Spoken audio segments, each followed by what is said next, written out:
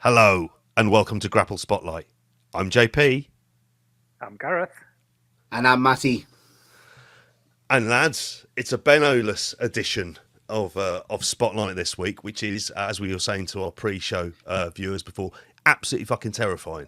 So if something goes wrong, the blame goes to me. We'll start off with that disclaimer before we get anywhere in there. But he's living his best life, isn't he, over there, fellas? Oh, he's having a great time. Like we said on the pre-show, Gareth, 2 words describe Benno over there: big gulp. That's all that needs to be said. Fantastic stuff, mate. Absolutely love it. And I hope he's having a cracking time. But JP, you say you're terrified, but we're excited as well. We have confidence in ourselves to run this ship when he's not here. So I reckon we'll do a cracking job, lads. We'll do a cracking job. I'm Run very... the Titanic. Get banned off YouTube in one night. Like it'd be... Which actually I tried to do when uploading trying to put the video up, and then forgetting you can't have a title of a video called "Big Beefy Fuckers" in there. Like you're playing with fire in many, many ways, and it just lost my mind at that time. Oh, not that, mate. I was going to say, a lot of various meanings, isn't it? A lot of issues. That website you told me about. Hey. This is just in for 2 hours back and forth. No wrestling, GP. Oh, it is. Well, while we're here, we might as well get the plugs out of the way very early yes. doors in that case. We've obviously, for those of you who would have seen on the pre-show, we had Martin Bushby with us, and he was telling us all about his stream that is coming up. His charity stream, the 12-hour charity stream. I'm just going to put it up on the screen for video viewers.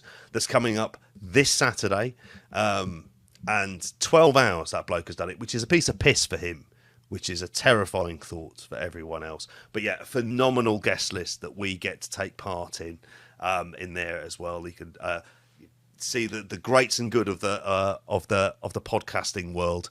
But yeah, and that's taking place sort of, was it 3 p.m. to 3 a.m. British Standard Time, 10 a.m. to 10 p.m. Eastern Standard Time as well. But we're going to be doing the wrestling transfer window, lads, which seems somewhat terrifying. We did the draw for that. I got first pick. It's the big question, Matty. Who do I go with, or who don't I go with? JP, mate, come on. I think it's like that cliffhanger wrestling thing, isn't it? Angle. Will you do the right thing, JP? You're that special ref, aren't you? Will you be clean and do the right thing, or will you screw me over? Do the job, basically. This is very finger poke of doom. Which we'll suppose will reference towards the middle of the show this week. I quite like the idea of you doing that and letting him have Roman and him losing with Roman. That'd be quite. Doesn't happen. That won't happen. That can't happen. For the story of the draft and how it goes, it works well for that as an angle. It's interesting, especially if I go with some AEW wrestler as well, and then people are just screaming the fixes in, and I love that. Just put that element of corruption in there as well. Andy's saying in the chat, pick Roman and job him out in a dark match. Honestly, Brooklyn Brawler wrestling. That could have been amazing if I could have just had first pick there and got Roman and had him tap into Lee Moriarty in 3 seconds. But JP, you've just got to go with who you think's the best wrestler in the world, the biggest draw in the world. That's who you've got to go with, mate.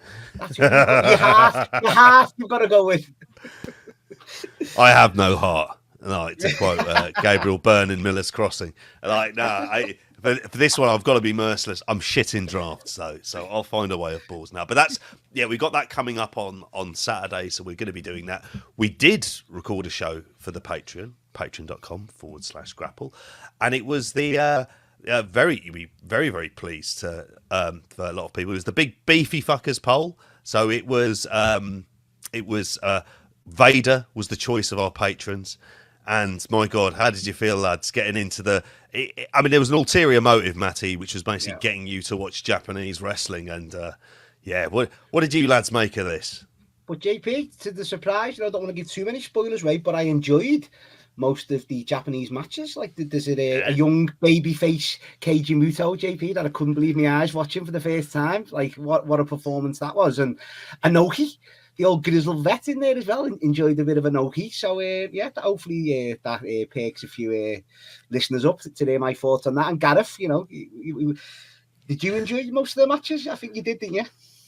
Yeah, it was a good show, that. And I think the ones that you mentioned there, like the Keiji Muto and the Inoki, like it was just good to have those different opinions and things like that we brought to the table with that one. I couldn't believe it walking away thinking like Matty's an Inoki guy. Like that was a mind blowing outcome. Big star, didn't he, Gareth? As you said, to that one, but that's it. Star quality coming to the fore again, right through to JP's in the building experiences of Vader versus Will Ospreay as well. Mate. That was a nice little bit of dessert at the end there for us as well. Like cracking little show.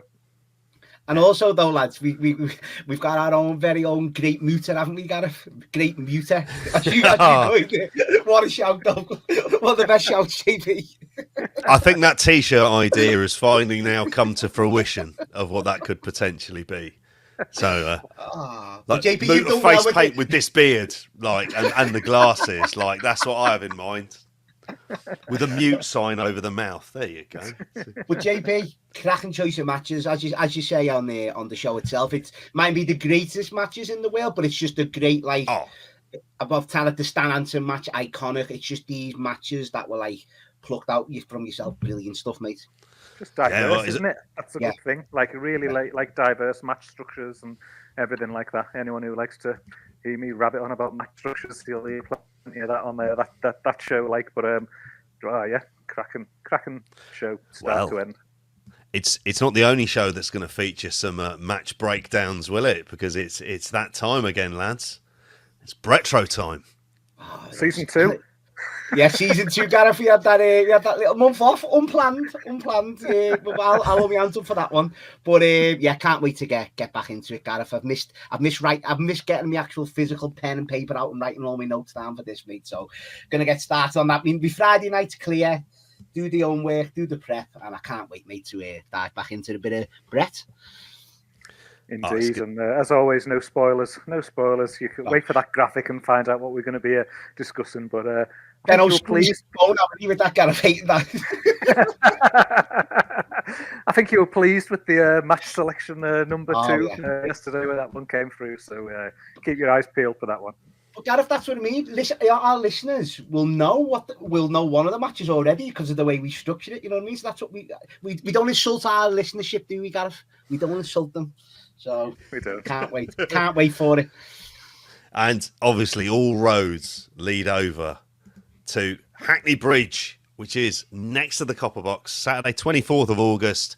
Professional podcasters doing a professional podcast live. The Grapple live show. We've had a phenomenal response so far. Really looking forward to it. If you're wanting tickets, place to go is the grapple.bigcartel.com. You'll see the links obviously in the show description as well. But yeah, you'll be able to see us doing our stuff live. And it's got a phenomenal raffle in there as well, which is always going to be kind of cracking value. And it's, like I say, all-in weekend. What a way to start it off. Come to us, Rev Pro across the road, in the Cop Box. I'm just going to say, good food and beer. Like, I won't lie, I've never been there before. But I'm just going to make the assumption that it is, because it has the look of that kind of a place. So, yeah, it's going to be absolutely phenomenal, lads, isn't it? Oh, I cannot wait for this, and then just obviously just seeing the ticket sales come through and looking at things and knowing that we're 80% of the way to the to last year's sellouts currently at the minute. So I don't know, there was that nervousness, wasn't there, amongst us of are people going to kind of show up for us again, kind of thing? Was it a one-time deal? But no, seeing the support come through and everybody wanting to come to this show again this year is absolutely fantastic. So just buzzing and just hopefully kind of try and enjoy it a bit more, because as we've said, Matty, just shitting yourself a bit kind of thing, walking up to the stage last year and just seeing that many people out there and just I couldn't fucking look up and look at the crowd. Same here, mate. This year I just want to take it all in and just enjoy the experience and not have them nerves and things like that this year. If you can join us, like JP says, get yourself to grapple.bigcartel.com and just 15 quid. Can come along for the day. And I'll tell you what, given that you can practically touch the Rev Pro copper box building, like from Acne Bridge, and then you look at the way that Rev Pro card's shaping up now as well. Like, I'm pretty fucking excited about what's going on at Rev Pro as well. So yeah, if you're sort of having your head turned to go and watch Rev Pro, come and join us just before the show for a couple of beers. Yeah, no West Ham game as well. So Yeah. you'll be absolutely grand on that front as well. They're away at Palace that day. Local derby, will there be trouble? Probably. But that's English football for you. That's a dark place to take that there as well. And speaking of dark places, lads, should we get into the news this week? And, well, we have to start with the Evil Empire, don't we, Matty? Sorry about that. Benno's not here, is he? So we are starting off with a bit of Friday Night Smackdown, JP. I'm taking over this first segment of the show. And I hope he's human as well. We're starting off with the hottest wrestling TV show going, boys. I'm going to say that.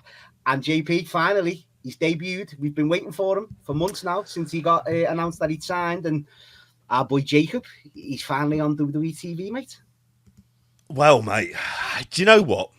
As soon as I heard that this was going to be the case, and obviously for video viewers, you can see this is the backdrop we've got on here, that Jacob Fatu was coming in. We were all very hyped for this. This felt like, okay, this is how are they going to able to do this?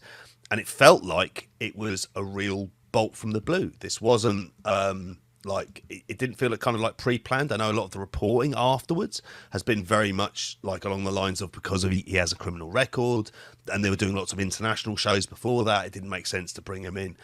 But what a fucking way to bring him in. I thought this was brilliant. He was the guy that this faction kind of needed, and clearly as well, he's taking that seriously because he's got himself into shape, and he normally didn't wear boots in his MLW run. It was very much a throwback to we were talking about the Wild Samoans in the pre-show. Didn't have any of that. He had the boots on, and he looked like a fucking killer, tearing into the top line roster of WWE. I have to say, I loved this angle. I thought it was a cracking way to introduce him. But JP, it's even down to if you're following the actual, if you're into the story as well. Not many people are. People are a bit down on Solo Sikoa and obviously the Tongans, but it's even the way they sold it, JP. You know what I mean? At the end when he destroyed Kevin Owens with the Samoan drop on the steps, destroyed Randy Orton through the barricade, which with Randy Orton's back, JP, it didn't go right through you see. So it looked even more evil, didn't it? It looked more harsher. And then him taking Cody out with that splash at the top, the way they shot it from the post to the announce table, just taking the world champion out as well, JP. It's so impactful. One of the best debuts in a long, long time, for sure. Yeah. Sorry, Gareth, I didn't want to end up talking over you, but it was actually the way that he entered the ring, because there was that crowd reaction. Obviously, you had the kind of the Solo Sikoa and amateur dramatics part where he's that fear turns into a smile. But it was the way that there was one of the spots, because obviously he does super kicks on Cody and Randy Orton, and then Owens hits him with one, which he completely no-sells and just nails him with a clothesline. And I just loved that spot because it was immediately, it was nah, this guy ain't here to fucking play. And it was just everything he did, whether it's the backdrop to Owens on the steps. I know we're not fans of barricade spots on these shows. I was a fan of this one because the fucking speed he ran round with, it was just you don't make a second chance to make a first impression, and it fucking worked because he absolutely he nailed them. And then obviously mentioned the splash on Cody as well. So he just took all of them out.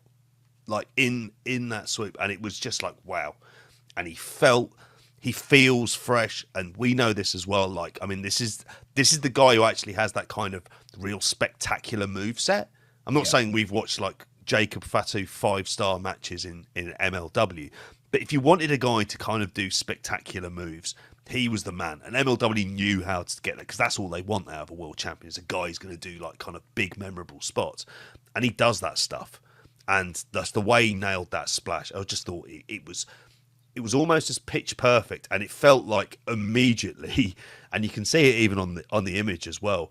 It was just nah, this is a guy who we're going to be talking about, and he's in exactly the right place to make that kind of impression. And dare I say it, mate, look better than Solo. Sorry, do you think Gareth? Sorry, go on, mate. Gareth.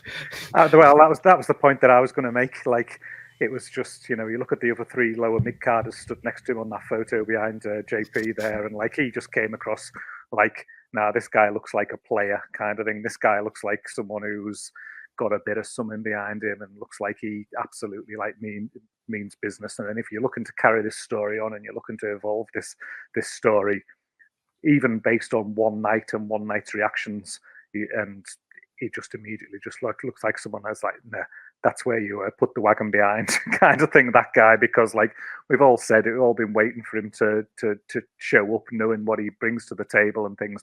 And I think another big part of it as well was with the show being where it was in Chicago, like the crowd, with that being like a smart wrestling town, I was going to say that sort of thing. Yeah. Like enough people in the crowd knew who he was to react to who he was as well, which obviously you then get the knock-on effect to other people in the crowd. If they're seeing the excitement of other people as well, they buy it as well, because it was potentially in another place that could have, it might not have got anywhere near the same reaction and it wouldn't have felt as impactful. So, holding off on it and placing it in where they did, great decision.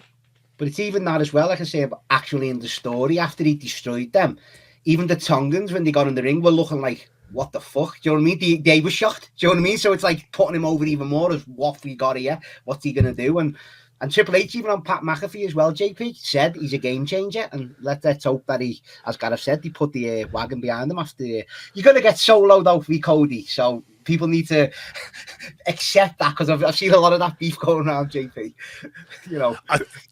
I think the thing is, and this is probably the point that, Gareth has kind of said this. He is the wrestler that you like. Solo Sikoa kind of needs to be like the ultra aggressive, like kind of like force of nature that Solo Sikoa for me in this current incarnation isn't, and that's always going to be the thing that ends up like kind of presenting the problem, but.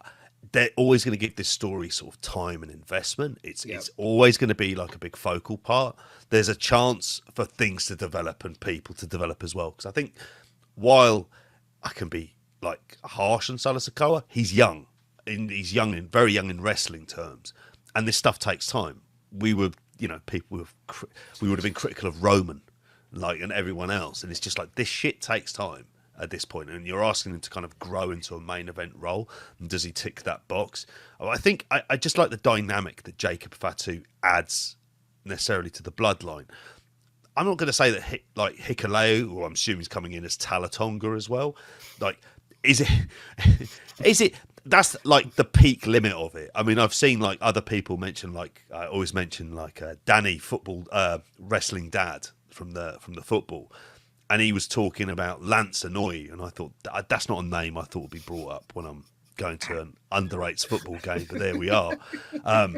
And just thinking to itself, he's what he told me about the Indianapolis story, for God's sakes. So, that was like, fucking hell. Like, this is all news. But I think, for me, what it does is it gives, I'm not saying necessarily gives life. It certainly adds, more of a fresh direction. And I suspect really where he's going to be there is he's Solo's henchman. He's his specific henchman there as well. And as we're probably predicting that The Rock will end up taking over this group in a kind of intra-bloodline, faction way as well. Give it 2 years, I'll be fascinated to see the position that he finds himself in, Jacob Fatu. I really will. How good is he going to end up being? Let it play out for another 2 years. This story, I'll just let it. Oh God! I've just 6 years. That I'll be 6 years, mate. 6 years in. This is it, mate. I just got a question for you, Matty. I mean, you described it as the hottest TV show in the build-up to that. Any thoughts onto why it's currently minus 3% year on year for the quarter and minus 11% versus June last year? Any reason for this significant decline in SmackDown's TV ratings? I don't know. Well, it's simple, isn't it? The tribal chief, the real one's not there, Gareth. That's the answer. When he comes back, it'll spike back up to their 3 million again, mate. Don't you worry about that. Don't you worry. But to be fair, though, guys, did a good rating this week, mate. 2.3. Back, yeah. Yeah, it's bad. I mean, I'll talk about it in the news dump as well, but 2.336 million, 0.73 in the old. So, like, that's not to be sniffed at. But JP, it wasn't the only big angle on the show, because we started off, because I know we're going to get into one of Gareth's favourites in a minute.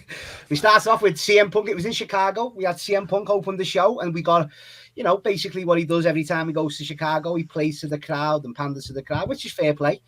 But then we got Paul Heyman. We got the mini reunion with Paul Heyman, which was a good moment, which was, you know, fans had wanted to see that on WWE TV for a long time. We got that moment. We got the interaction with the Bloodline. Then we got the Cody coming to save him with the baseball bats, lads. Bit of proper baby face, like shave angle wrestling. Gareth, fan of that one, was you? Gotta be. Oh yeah, big fan of the two AEW lads in the ring there with the bats. Like.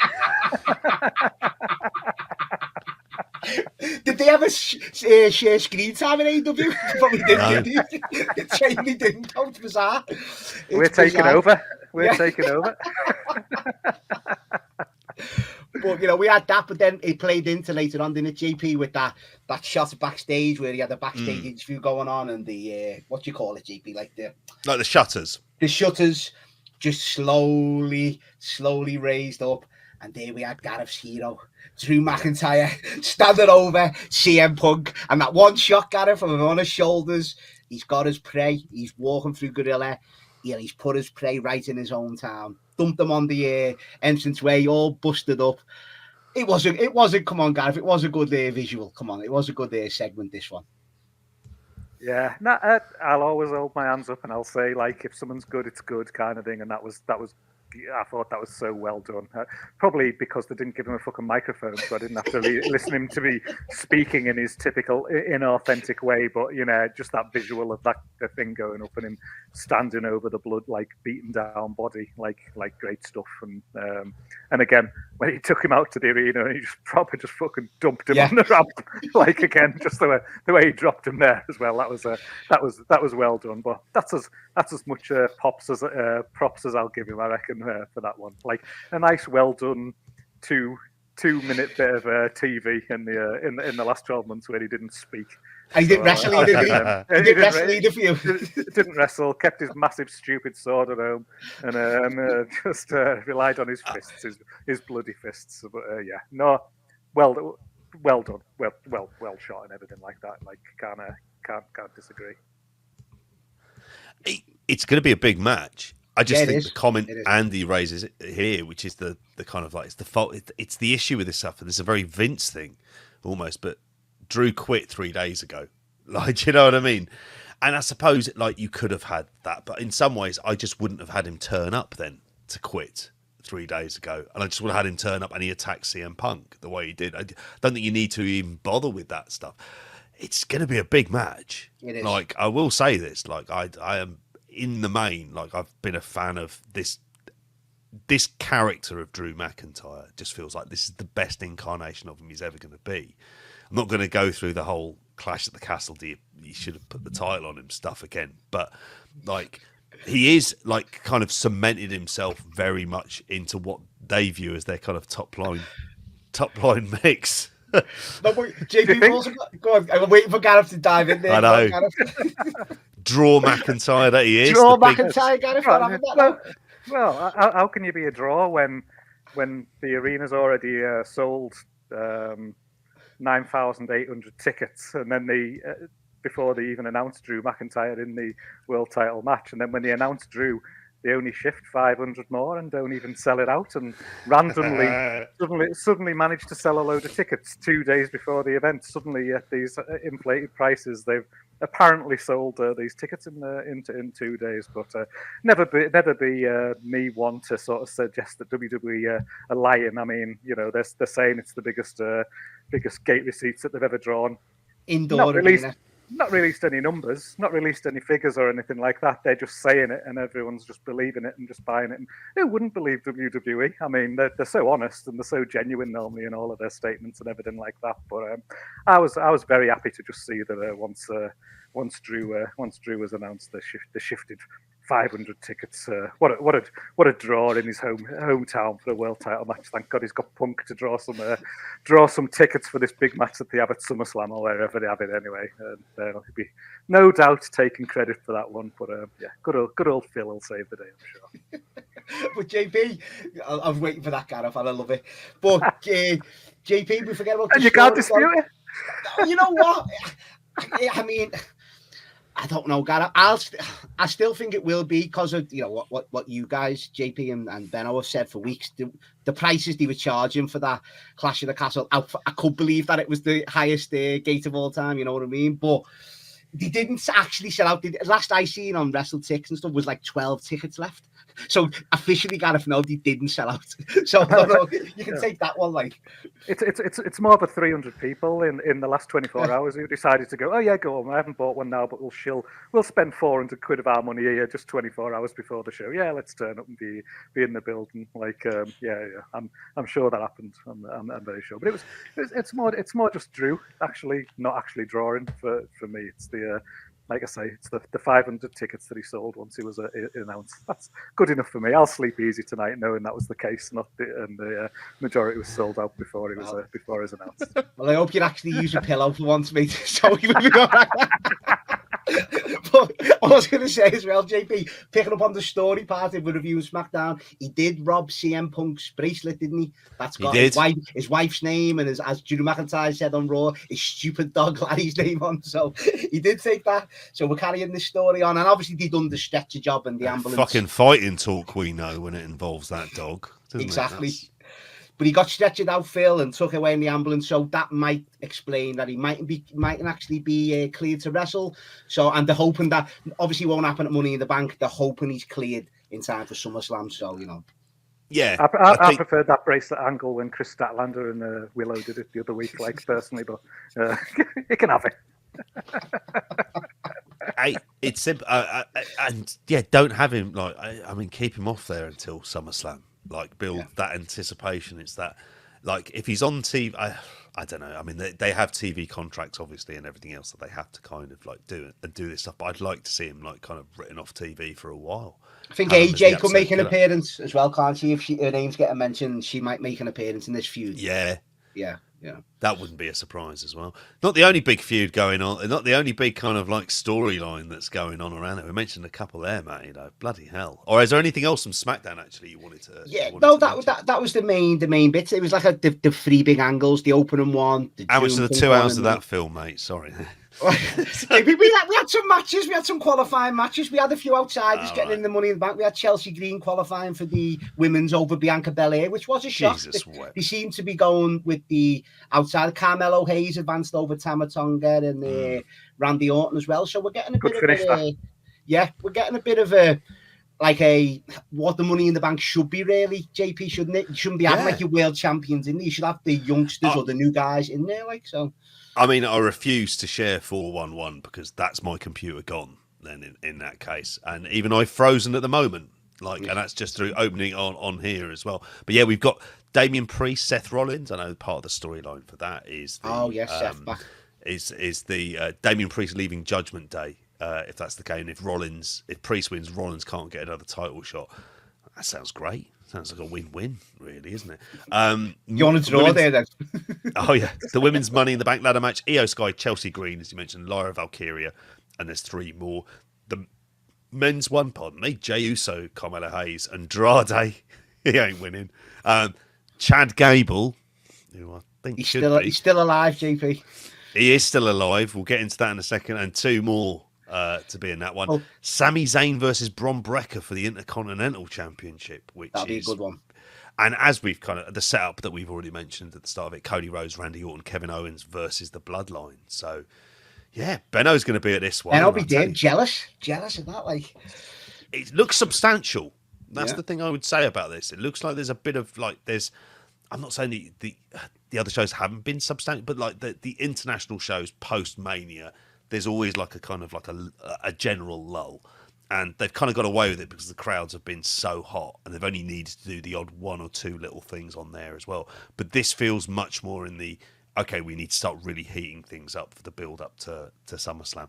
as well. And I'm all right with Cody Rhodes not defending. I don't think he needs to defend on a show like this. I think there's enough stuff going on there. He's had enough title defenses since WrestleMania. Yeah, fuck this workhorse shit. Yeah, give me a dosser at the end of the day. But there's a match on Raw next week, guys, that might float both your boats. It's a freeway for the qualifier. It's Drew, Sheamus, and Ilya Dragunov in a freeway. That should be good. That'll be hard hitting, that one. That'll be a good match. But JP, go on. I know you're dying to get into this next game. And Gareth, I want Gareth's thoughts on this as well. I mean, this is something because obviously we recorded on the Monday, and we were talking. We didn't get a chance to talk about Raw. However, the big reveal that had appeared on there is, mate, he's back. Good old Uncle Howdy. We finally got the debut of the Wyatt Sicks. He says, trying to get the image up there on the screen for kind of like video viewers there. And so, yeah, we had the Wyatt Sicks stable as well, and all the wacky, basically Slipknot by the looks of things here. Terrorhawks. And they had them like, all sorts going in there. There was like they had Brian killed Alvarez Chad Gable. The Wyatt Sicks. Well, he has joined. There's a fucking twist here, lads, isn't it? For that one on there as well. This is just after Jey Uso was celebrating his Money in the Bank qualifier. So yeah, they had all of them there. They killed Chad Gable. Is that right? They killed anyone else as well? There was a few production staff, JP, and a few agents, weren't they? They left the backstage like desolate, didn't they? Everyone was just gone. Yeah. But. You know what? Sorry, Jay. I mean, I don't know where to start. Like, I'm big Undertaker. See the McAfee stuff as well. But it's one of them with the super. I'd always used to defend this, and maybe it is me just getting older, JP, because WWE's been a bit more realistic these days, especially under Triple H, hasn't it?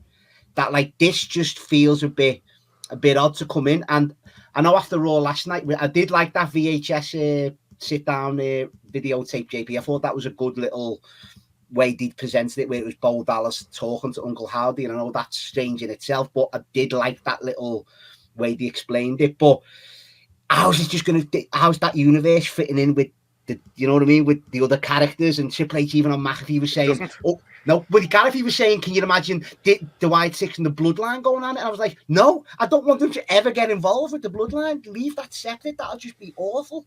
So, yeah, mate, I just hope it doesn't integrate with the characters as much. It's an hard one. Gareth.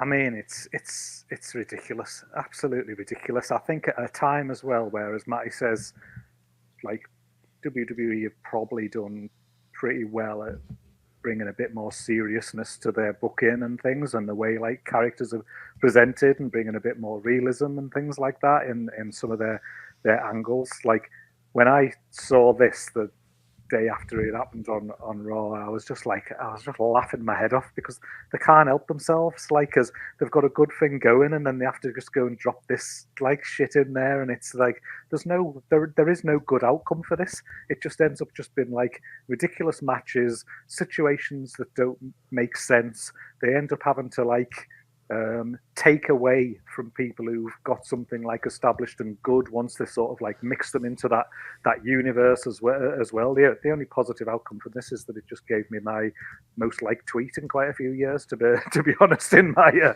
reaction to this, because like at the end of the day, they've killed everyone, haven't they? Like they've come in there like the backstage with that, and like where do you go from this kind of thing? Like we alluded to with that, is like, we're now going to have professional wrestling matches kind of thing. We're going to show you how evil we are by pinning your shoulders to the mat for the 1, 2, 3 kind of thing. Like, it just doesn't work kind of thing. And you get it. People are fucking wetting themselves online about like the presentation of it and things. But even that, it doesn't even like, it's like some Z-list horror film or something, isn't it? The way that it's shot and things like that. It looks I like different. Them.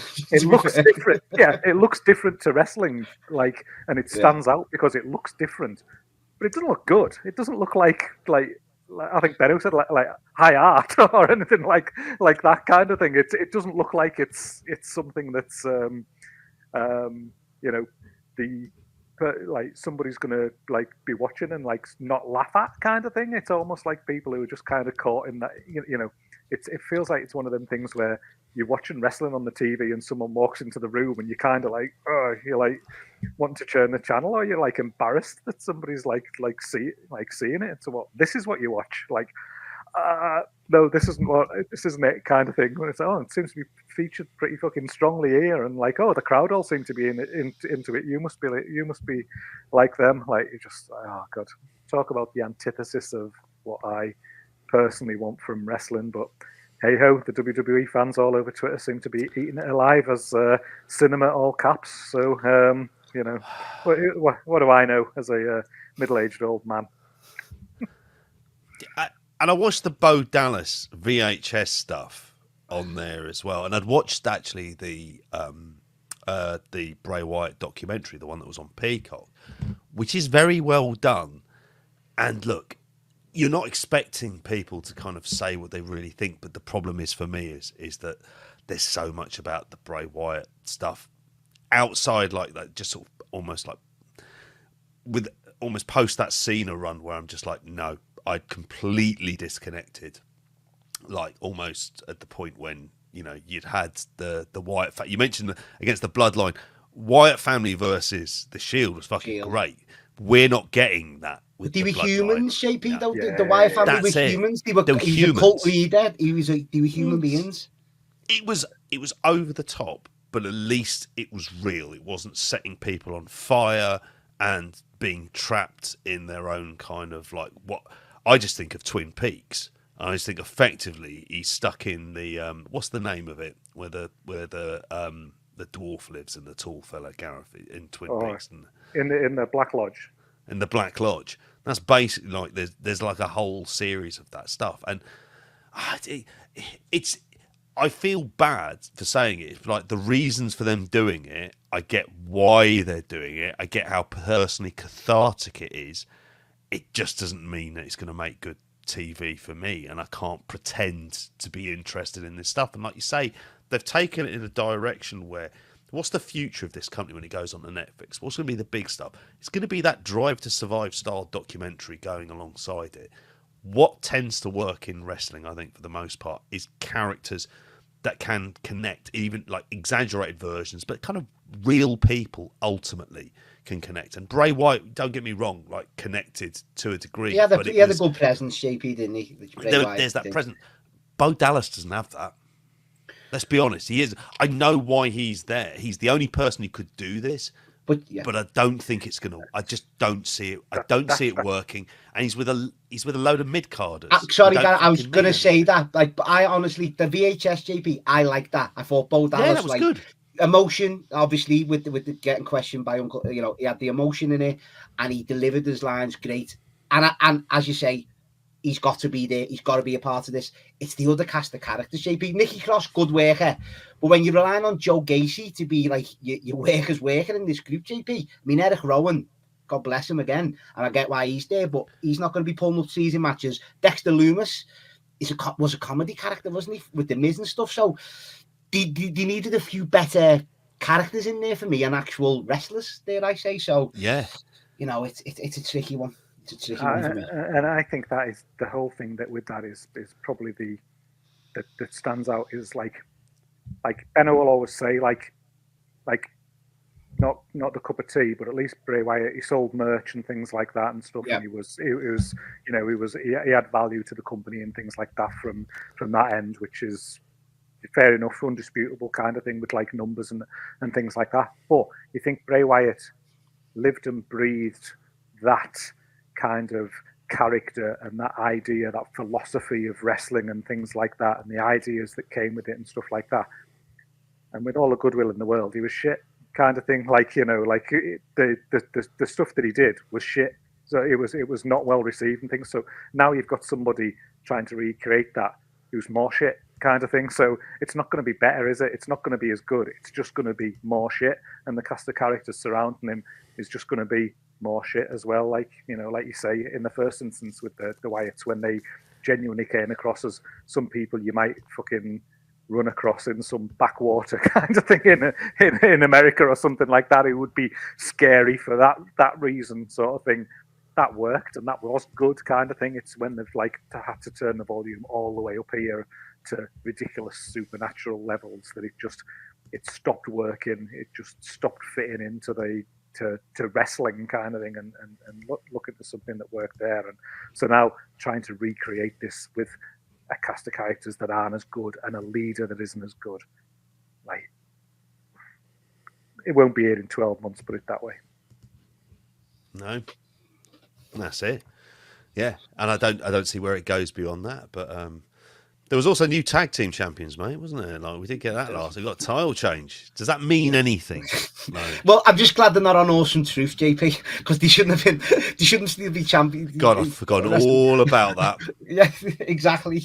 Had they defended it the last couple of shows? They haven't defended it for a few weeks. I don't think, JP. They haven't had a pay-per-view defense since WrestleMania, so that sums it all up, doesn't it? But yeah, I mean, they should, that was one that, like, even I couldn't get R-Truth at this stage in his career, JP. But they backed themselves into a corner because he was so over when he come back that they had to run with it, and they just kept running with it. And obviously mixed in with the Judgment Day, it was just a strange thing that they really had to. But once again, no one wanted to see the matches, did they? And that's even me saying that. No one wanted to see them matches, and they got the win. And yeah, and apparently they're going to go.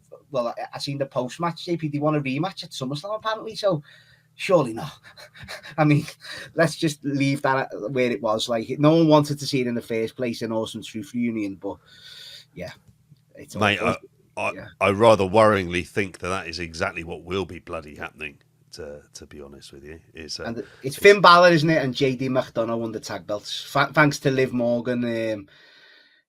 At the end, trying to impress Dominic Mysterio. Yeah, it's a bit strange. I'm with Benno on that. Usually, it's a bit strange, the storyline. Like, I can see what they're going for, JP, with obviously Rhea being out and stuff like that, but I don't know. It's not working for me. You mentioned about Rhea there. I mean, again, it's a 411 link, so I won't be sharing this on screen. But yeah, there's been a little bit of an update on her, isn't there? They are actually expecting her back pretty soon. Like, it was like sort of like 4 months, so that'd be taking you from like April into August as well. Whether or not she's ready for SummerSlam, don't really know. But yeah, and just sort of setting up the feud for her as much as anything else in there. But yeah, there is the possibility that she won't be, but then I think they can get away with it. And I think with her, she's someone you don't take the risk needlessly to get her into this kind of pro. Liv, it's not going to be like the biggest. While it's going to be a featured match on the card, they can get away with it not being on SummerSlam. They can save it for the pay-per-view afterwards, which might be a bit more of a downturn, and it'll be a heated match you can almost like main event with. Like, dare I say it, the way they're pushing it. It's like Gareth saying about like the Wyatt Sicks online. I've never got the Liv Morgan online hype, guys. I've never got it. No. I've honestly, like, for me, she's not a great wrestler, not a good promo, not a good character. I just never seen it. Honestly, like, ever. Can't get me. What could it be about her then, mate, that they like? I can't think in any way, shape, or form. This is it. And that's the thing is it kind of almost goes back to a kind of like diva-ish mentality around it. She's certainly like done as well as she can, like, and is over to a degree of that audience. So it's not like there isn't a role, but like not as a kind of top liner. It's not in that kind of higher echelon of women who are there. But I've got another few news and notes, mate, if you want me to But JP, can I mention the first one? Because finally, is it the WrestleMania XL doc is finally getting released, JP? I mean, how many edits have been on this? Well, this is the thing, isn't it? Like, yeah, they've made the announcement. It's going to be, I'm just putting it up there on screen, July 3rd. As well, as I get all the pop-ups on there, the behind the curtain on there. So it's going to be like on next Wednesday that we're going to be getting this one on there. It's going to be absolutely fascinating to see how in-depth it is. There's that real... But the thing is for this should be, as much as anything else, I'll turn off the NBA predictions that seem to be coming on and polluting the screen. They have this should be the test case, as I mentioned, for the Drive to Survive thing. How open and honest are they going to be with this? Are we going to hear stuff where people aren't going to necessarily look at their best, like, say, The Rock? But it would be infinitely more interesting if you went, okay, there's a reality show of Rock in WWE, and he's like he's a bit of a diva and an egotist. That for me is like a bit of a hook, but I don't think we're ever going to get that kind of presentation of it. Not with The Rock. It's going to be so carefully controlled, and everything's great. Trust the process. The story's fantastic. But will I watch? Absolutely, because we don't need an excuse on this show to cover a documentary. Like, they exist. We watch them. We'll get them on here, and it's a lot more fun than watching some of the shit that's out there in the actual wrestling world. So, Gareth, you going to bother with this one? Oh, watch it. It's one of them. It's a documentary, isn't it? It's behind the scenes stuff. It's real people kind of thing. Just like even if they're not giving us full what and all, just the slight bit of something that you just learn, or the slight kind of like change of opinion that you might have on someone based on how they present themselves, like in reality or backstage or things like that. Even just the little things of just like spotting people in the background and stuff like that, with things like that. All that stuff's good. Like it's wrestling, and it's it's a documentary about wrestling. Of course, I'll be watching, as JP says. But I think it's definitely been like, how many cutscenes, JP? like stuff. Yeah, I'd love to see the ones on the cutting room floor. Like, they'll never do one where they actually cover, like, fly on the wall documentary. Here is the creative process in action, and people kind of having those discussions and how hard they'll fight for people, which would be the best kind of documentary. And I think they're at the stage where they are as a company that if they wanted to be really mature, they'd show that stuff. But I don't ever think they will do, because they're too scared. And in many ways, they're scared of being... You see the reaction to any tough questions. Stuff like that, where it isn't portraying everyone in a great light, they don't want any part of. But from a dramatic perspective, that makes it infinitely more interesting. So there's a rubber hits the road situation there. And that's why I think when Netflix get involved, if they push back a cut, they'll go, maybe this is a bit soft or a bit safe. But then we saw it in things like the Beckham documentary, where it was just like, okay, it's all very good when you're talking about like kind of general ups and downs, but you can't ever get personal.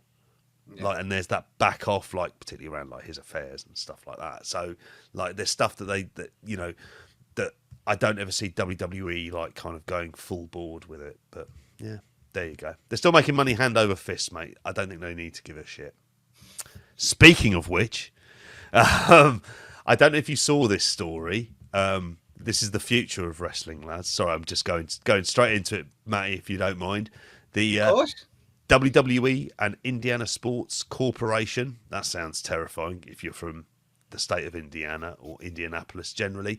They've confirmed a multi-year deal for the Royal Rumble, WrestleMania and SummerSlam events on there. So it's going to start next year with the Royal Rumble on February 1st, 2025. A February Royal Rumble? What's going on? Mate, I know. Not right. It's not what Jesus died for at all. Then they're going to be getting a 2-night WrestleMania. They haven't declared which one this is. And a 2-night SummerSlam, which was inevitable and always going to be in there. And obviously there's going to be editions of Raw, SmackDown, NXT, non-televised live events in all over the state as well. The financials aren't there, but they will have to end up coming out at some stage if this is being paid for by the city of Indianapolis in order to get tourists and trade and other stuff like this. It should be noted that the president of this Indiana Sports Corporation worked at WWE as its senior vice president of live events from 2012 to 2015, and I'm sure the two things are completely unrelated in every way, shape or form. So did you have a bet on them getting it? Well, that would be the most fucking timely thing at all, wouldn't it? If that was the case, it's what they're looking to do, and they're going to be doing this, and they are doing it. They are selling live events as we speak. This is the kind of, if you figure how much cities have to bid for just Mania, this as well. I don't know if you're talking about a couple of 100 million. Like, you could be talking about like kind of really mammoth figures of like looking, okay, we're going to get wrestling fans here, and you're going to get that kind of investment of like a, 60 to 80,000 people outside the state coming in and spending a load of money to a place where it's not in my tourist destination. Maybe if I was into like IndyCar and I went and watched the Indy 500 or something, I might be interested. Outside of that, I've got like little to no interest. So it's another one of their business deals, lads. But you're saying that, JP, even about the selling, all that stuff, but even the attendances, JP, sorry to kind of divert. I seen a thing on Twitter, like Raw, like sold out, wasn't it, this week or was it last week? And the last time they were there 5 years ago for a Stomping Grounds pay-per-view, and it only sold 3,500 tickets for a pay-per-view, JP. So it just comes to show how much in 5 years it's completely turned on its head business-wise. So it's, as you say, they're going to continue doing all this, aren't they? And yeah, Indianapolis, Gareth, the Dome, WrestleMania 8. That's what I first thought of when that is that the same site, JP, or not? I should have looked that up, to be fair, or is it doesn't it exist anymore, the Dome? It's apparently called the this is at the Lucas Oil Stadium, right? And I won't lie, it looks quite new. So I don't think it is the Hughes Dome. I'd have to check this up, this bad boy. And I love a picture of a stadium there as well. It replaced the Hoosier Dome. Or the RCA Dome, if we want to get into Indianapolis arenas, which isn't something I necessarily expected there as well. But and the Hoosier Dome gets you thinking of one match. You might have a chat about that soon, mate. Love it. Yeah, brilliant stuff. I mean, the only other note from WWE to talk about there is that the Julia debut is delayed currently at the minute because she's got that wrist injury there. She was going to be apparently at Heat Wave. She is going to be wrestling Sarai at the Marigolds big event in July, where I think it's the one that Io Sky is on there as well. They've got time. They don't need to rush her. Why would you worry about doing that? And I think you want to have her familiarised and know when she comes in, she's a big deal in NXT. Particularly, she'll be likely to be dethroning Roxanne Perez. And I think, do you know what? Roxanne Perez needs a few more months to be NXT Women's Champion. I mean, she needs that kind of grounding and seasoning because I think for her, they've got really big plans for her when she does hit the main roster as someone who is certainly got like the kind of potential to fill a role and be like kind of like a top line player for them. So yeah, that's the last of the notes we have from WWE, mate. Good night then. Yeah, that's it then. That's it now. I'm staying. Mate. Well, getting on to the real part now, don't we, for this as well? And I mean, we'll do a cursory glance towards Collision towards the end of this. But the first thing I wanted to bring up to you guys, and it was something that me and Benno had spoken about in terms of the weekend show. We didn't have tickets on sale at this point in time, but Dynamite and Collision the tickets are now on their pre-sale at the Utilita Arena in Cardiff at 10 a.m. According to the last kind of update from WrestleTix on this, this is how the seating plan is looking, guys, at this stage. Plenty of space, plenty of noise to the bar there, Matty, I can imagine in there. In terms of ticket prices as well, seen a lot of ticket prices that are around kind of like 85 quid. I'll have a quick check as well on here, but this is what the pre-sale is doing. Now, remember, this is going to be set up probably for a capacity around like, well, it's saying 4,900 is what WWE did when they run there. So this would be a bit smaller than that even because of the staging setup and everything else on there as well. But yeah, lads, are you surprised by this? Do you think it'll be a sellout? Where do you stand with it? I mean, I'm assuming obviously none of us are going, are we? No, we'll be making that trip. Gareth, about yourself? No chance. Wednesdays in Wales, no way. Like, there's not when we're doing the London trip at the weekend. Like, it's a bit too much, isn't it? But I think it's a fucking good idea, to be honest. Like, at first, when they first it was announced, I was like, fuck, what arena are they doing that in, or where are they doing that? And then when I saw that it was like a 5,000, I was like, great, perfect kind of thing. Like, even if they don't sell it out, they should be able to sell sufficient seats there for it to be pretty packed and look good on TV, and we know there's like British crowd and things. They'll always bring a like cracking atmosphere to this type of show. And if you put that map up there, if that's what it's doing based on pre-sale so far, actually the majority of those rows had less purple dots on it than grey things. So it looks like a reasonable start to me based on a pre-sale. And I don't think £85 is a ridiculous price. Like, I agree with you. I think that's a perfectly acceptable price. That when you look at like, you know, what people pay to, you know, whatever, you know, go to shows or, you know, music gigs and things like that these days for like big performers and things, doesn't feel expensive. You know, I'd say, you know, it's £50 for a fucking seat of Progress, isn't it, these days? So if you're prepared to pay £50 for a seat of Progress, you know, you can bump things up another £30 to be seeing, you know, in theory, you know, some of the biggest wrestling stars in the world. So if this does less than 4.5, I'd be gobsmacked. Like, but you know, I'm expecting it to be near as damn it a sellout, to be honest. Yeah.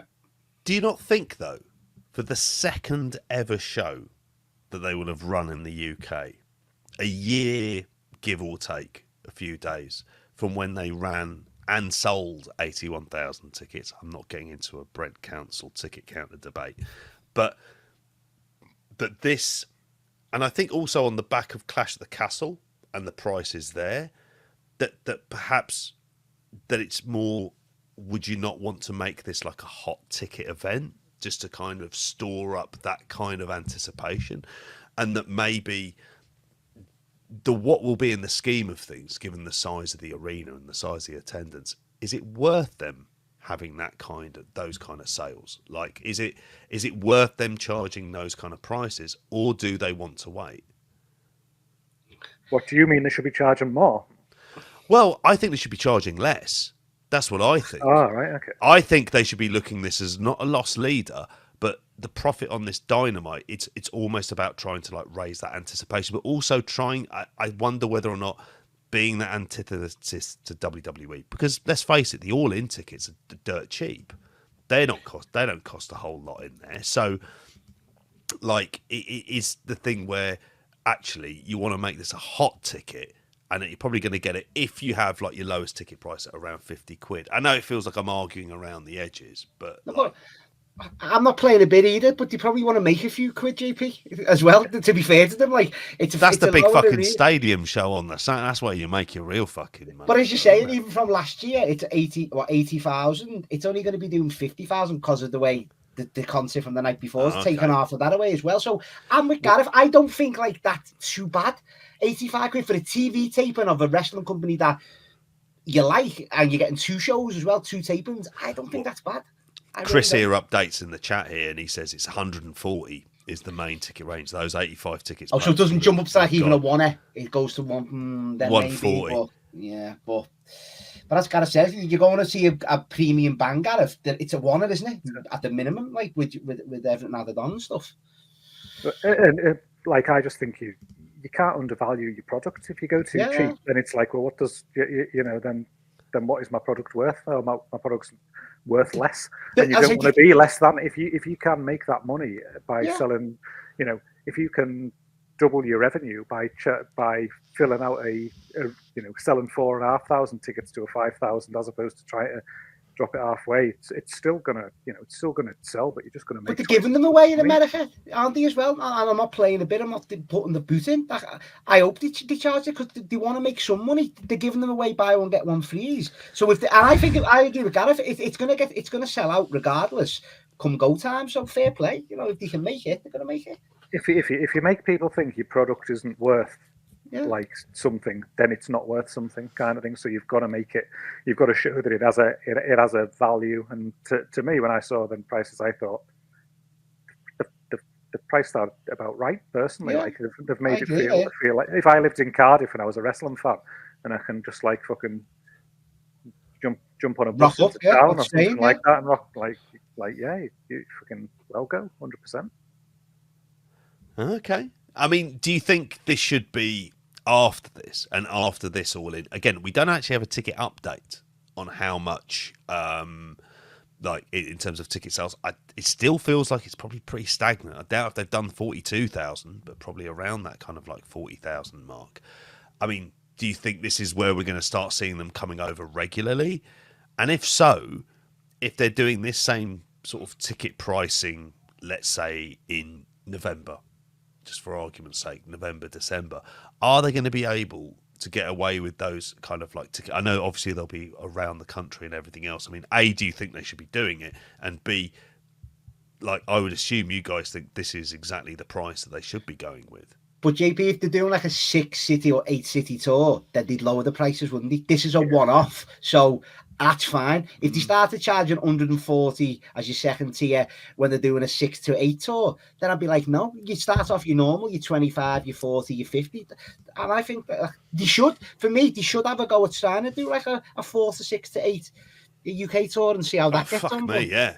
I'd have a Ring of Honor pay-per-view over it. Yeah, they should. I think it'd do the biggest attendance that they would end up doing for that. But once again, if they're not doing it in America and Canada, they're drawing, then come over here and make your money and sell out and look like your product's like a hotter company.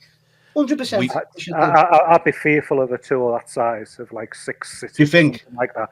I think maybe like 3 shows or something. Okay. Three cities or something, and I'd still be. I think I heard you last week talking about like the Co-op Arena and things, and I was like, that's the biggest arena in the fucking country. I'd be terrified about like AEW filling that. I think if they need to be sort of sticking in this 5 to 10,000. Like the Echo Gareth, maybe. There, like I'd be saying Echo over like MEN or Co-op Arena, just because you can still probably like keep even the lower tier would look all right, wouldn't it? Yeah.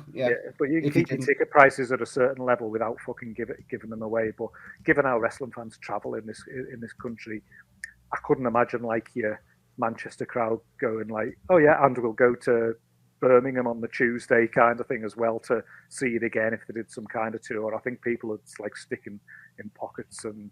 You know, I don't think it's established. But it should be TV as well, Gareth. I don't think they could do maybe a house show. They'd have to be like Dynamite, then a Collision, then as JP said, a Ring of Honor pay-per-view. They've got to be big shows. They can't just be expecting you to come and watch house shows like Return of the Benno bus. Yeah, for this one, for that 6 city loop on there. I mean, wake Nigel up again. He'll be on the WWE bus. I mean.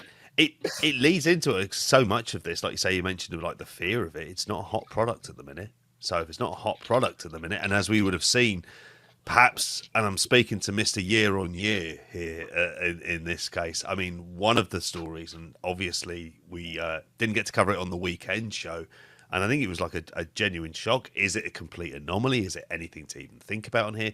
But Dynamite averaging 502,000 on TBS. That's 26.3% down from last week. Third lowest total audience in the history of the show. The lowest Dynamite's ever done on a Wednesday. Those other ones was when the show was moved to Saturday because of NBA coverage in June 2021. So, like, you know, and a 0.16 in that, and that's down 30% from last week as well. I mean, is there a bigger problem? I mean, what do you guys make of it? I mean, I'm looking at Dave here, and I want to put it up on the screen in terms of what was the competition that night. Which I have to say, like JP, now there was stuff on the telly, there was stuff on the radio. People have got kids. Well, you know, this has always existed. College World Series, Olympic trials. Is that why SmackDown's down, mate, as well? Yeah. I mean, come on. The comparison here. But there was a concert on the June team, wasn't it, that people are going on about? But... Kendrick Lamar on there, on Amazon Prime, which I didn't see. Honestly, I watched The Boys, but I know this is a boys spoiler-free zone, so we won't go into that. But like compared to the same week in 2023, it was down nearly 45% in there, 51.5 in the 1849 from that. Like that's, I don't think there's competition numbers. I think it makes me kind of feel with this is that, and this is, I mean, maybe I'm taking too much from Dave on this, and that's a dangerous game. But when it comes to these ratings, it feels like, you know, you've had the live attendance really softening, and now you've got ratings that for quite a while have been in what I would think of as like peak NXT style ratings. and then you get something like this, where like that I mean, maybe it's a perfect storm of those events kind of dragging people away, but I still think there is that element of the softening in there, like heavy softening in that audience. Before you jump in, Gareth, and break it down as best as I ever could. To be fair to them, that's such a big drop off, JP, that I think it's got to be a one off, and it can't be like this can't happen again this week coming up, and it won't. It can't, because, and I know I'm saying there stuff's on the telly and stuff, but this has got to be a one off. It surely can't be that bad. It's dropped off that much, JP. It can't be. But looking at the 10-week average, 732,000. It wasn't that long ago. It was like if they weren't getting 1 million, that was bad. They're getting 800,000. It's good. And in a game of kind of inches, these, I don't know. Maybe I'm going to go to Gareth in terms of the statistical kind of side of this. It always suggests to me that should there be concern? Should they be worried about? I'm not saying they should overreact to it, obviously. I mean, I personally, like, again, like, Matty makes me laugh with that argument of there's always an excuse, like kind of thing, because it does always feel like there is an excuse. Everyone's always looking to, oh, well, it was down 20%, but it was still number one on the night or on cable and things like that. There's always this kind of like bending of data and bending of the truth and things like that. And, you know, I think this week does feel like an anomaly. It does feel like something like that has impacted the rating, because you're not just going to randomly just get like 200,000 people just at that percentage just drop off. So this actually does feel like a week where there probably is some justification for other things impacting that. And I know it's something we've consistently seen over the years with AEW, is with that younger audience, is when there is something, be it sports or some other entertainment thing or something like that, it does tend to sort of pull them away more so than your hardened older like WWE fan. Like it's just a fact that is something that's happened. But I think it's just the bigger picture. I mean, this is something I feel like I've been flagging this for as far, years now, kind of thing, is looking at these numbers and scrutinizing the year on years and looking at that double-digit decline that's now going back for like a 3-year period and things. And you look at that audience and go, they basically have got 700 to 800,000 people watch AEW on any given week, like, and the average shows that's a fact. And then, so that's why I don't. If it's 732,000 one week and it's 768,000 the next, like that means nothing to me. It's just like we've got an audience that's in this band kind of thing, and that's where things sit. The bigger thing for me is coming back to where you say there is, it was 1 million, it was 900,000 like a couple of years ago, and I'll always point to the fact is that, like, if your product is hot enough, if it's good enough, that many people watched it in the past on that channel at that time, kind of thing. So if it was better than anything else they could be doing that night at that time, then those 200,000 people would watch your product, and they're not, because it's not been good enough, and because of the way that, like, for that 12-month period, they've turned people away. The booking has been bad. They have like overreacted and like knee-jerk reactions in certain situations and things like that, and it's just a fact that they have pushed people away. Now, on the flip side, ironically, I'm very much in the same camp as Benno in the last few weeks. I think Dynamite has been fantastic, like, the last couple of weeks. I thought that episode that only 500,000 people in America watched was brilliant. It was a total breeze from me, like, start to end. Like, I felt like everything on the show made sense. It was something that was tied into a story that had been built or had been that like had a nod to and things like that in previous weeks. It had a clear like objective going forward of what they were getting to, whether it was a match on a future episode of Dynamite or it was something building into the future pay-per-view and things. Everything was logical and joined up. So the big fear I had this week was not the rating. My big fear was, I hope AEW don't shit themselves here and just feel like we have to hotshot something, or we have to try and do something ridiculous. Do we have to change course rapidly or something like that? They just need to stick the course for the way I see, and just let these stories kind of like carry through and tell them, build the characters in the way that they have been doing in the last few weeks. And it ain't going to happen overnight. But it's something where They just need that consistency, and if they can deliver consistency and quality, and people are going to start talking about things being good and been engaging, and that's how you then get people to like tune in the following week or the week after, because it's like, I want to see what the outcome to this feud is, or I want to see what the next step in that story is. Then they'll buy into it and they'll tune into it. And as WWE have shown, you only need one. You only need one top line story there that gets people to think like that, and then the rest of the product's almost like meaningless. How many times have we like been on this show and you're like, yeah, okay, there was the big thing with the bloodline, and then you go, what else happened on the show? And you're like, that was shit. Like, that was like, what the hell was that? Like, that match that was thrown together and things like that. But it just becomes inconsequential, because as long as people are reacting to something that is well built and is good, then they will engage, and that's where I just think AEW are at right now. They've got a few, you know, they've probably got kind of like 6 to 10 different like streams of storylines they're running that are well thought out, well booked kind of thing. They're like putting on good matches around it. They just need to just stay with it, and one of them will catch fire a bit more. And even if that means 100,000 people more tuning in the first instance, it just, once you start to see a bit of green in them numbers, then it just impacts that overall positivity, and then it becomes a bit less kind of like lol AEW, which it feels like every week I go on Twitter, and it just feels like no matter how good anything is, if there's 2 minutes of shit, people want to jump on that 2 minutes of shit and just rabbit on about the 2 minutes of shit, as opposed to the hour and a half of good that's gone before, and that's what they need to reverse. Sorry, that was a long JP. No, brilliant, Gareth, brilliant. But you know what the biggest excuse was, JP, this week is the Big Bang Theory wasn't the lead in this week, so that's why there wasn't as many. It was a film, Black a superhero Panther. film. Yeah. Done. I'm done with that now. Only one of the biggest films. Like, exactly. He'd be in the top 20 of all time. And they still, even they stay for the lead-in, and they don't stay long though, do they? Because they drop off after the first fucking match. They do. I mean, the lead-ins matter, and they do. They've always been the. I mean, that was always seen as the thing of like Benno's doing the big rewatch of Friends.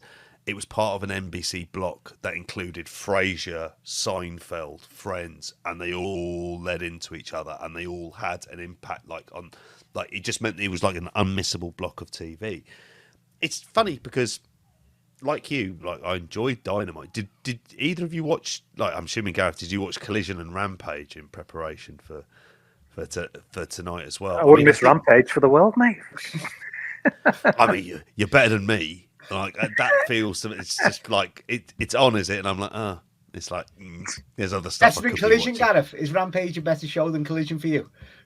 I love Rampage. Like, just 1 hour, like dead quick show, just getting some like characters out there. I've been putting on like a good main event, like last majority of the last few weeks as well. It's a worthwhile watch for me. Nice to breeze Rampage. Highly recommended. I bet you're always a wrestling challenge guy back in the day as well, there, weren't you? The OG completist. I'm not watching Raw until I watch Superstars or Velocity. It's something though that you can, like, I don't know. I watch it because it's something that you can watch, and you don't need to like you don't even need to like take that seriously, kind of thing. It's just a bit of it's a bit of a showcase, like almost that goes on. No, but I think that'll be good, Gareth, in about like 10 years, where you can buy the sets online and you're getting the whole year of Rampage. That'll be good to go back and watch then, as like what you're saying, just random matches throughout there. That'll honestly be seen in 10 years' time as like a good show. Mark my words.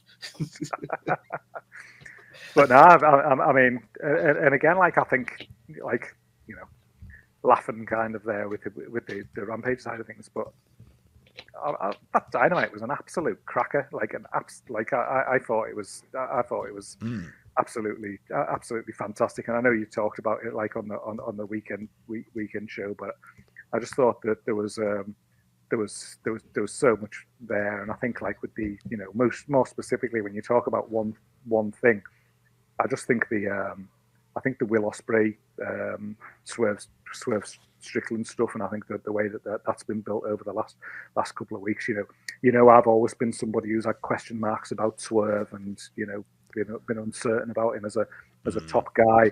But I feel like the last couple of weeks they've put him in a position to look a bit more like a top guy than when I was on the show last. And I just think that the way that promo went with Ospreay and the way that they've sort of built that over the last couple of weeks.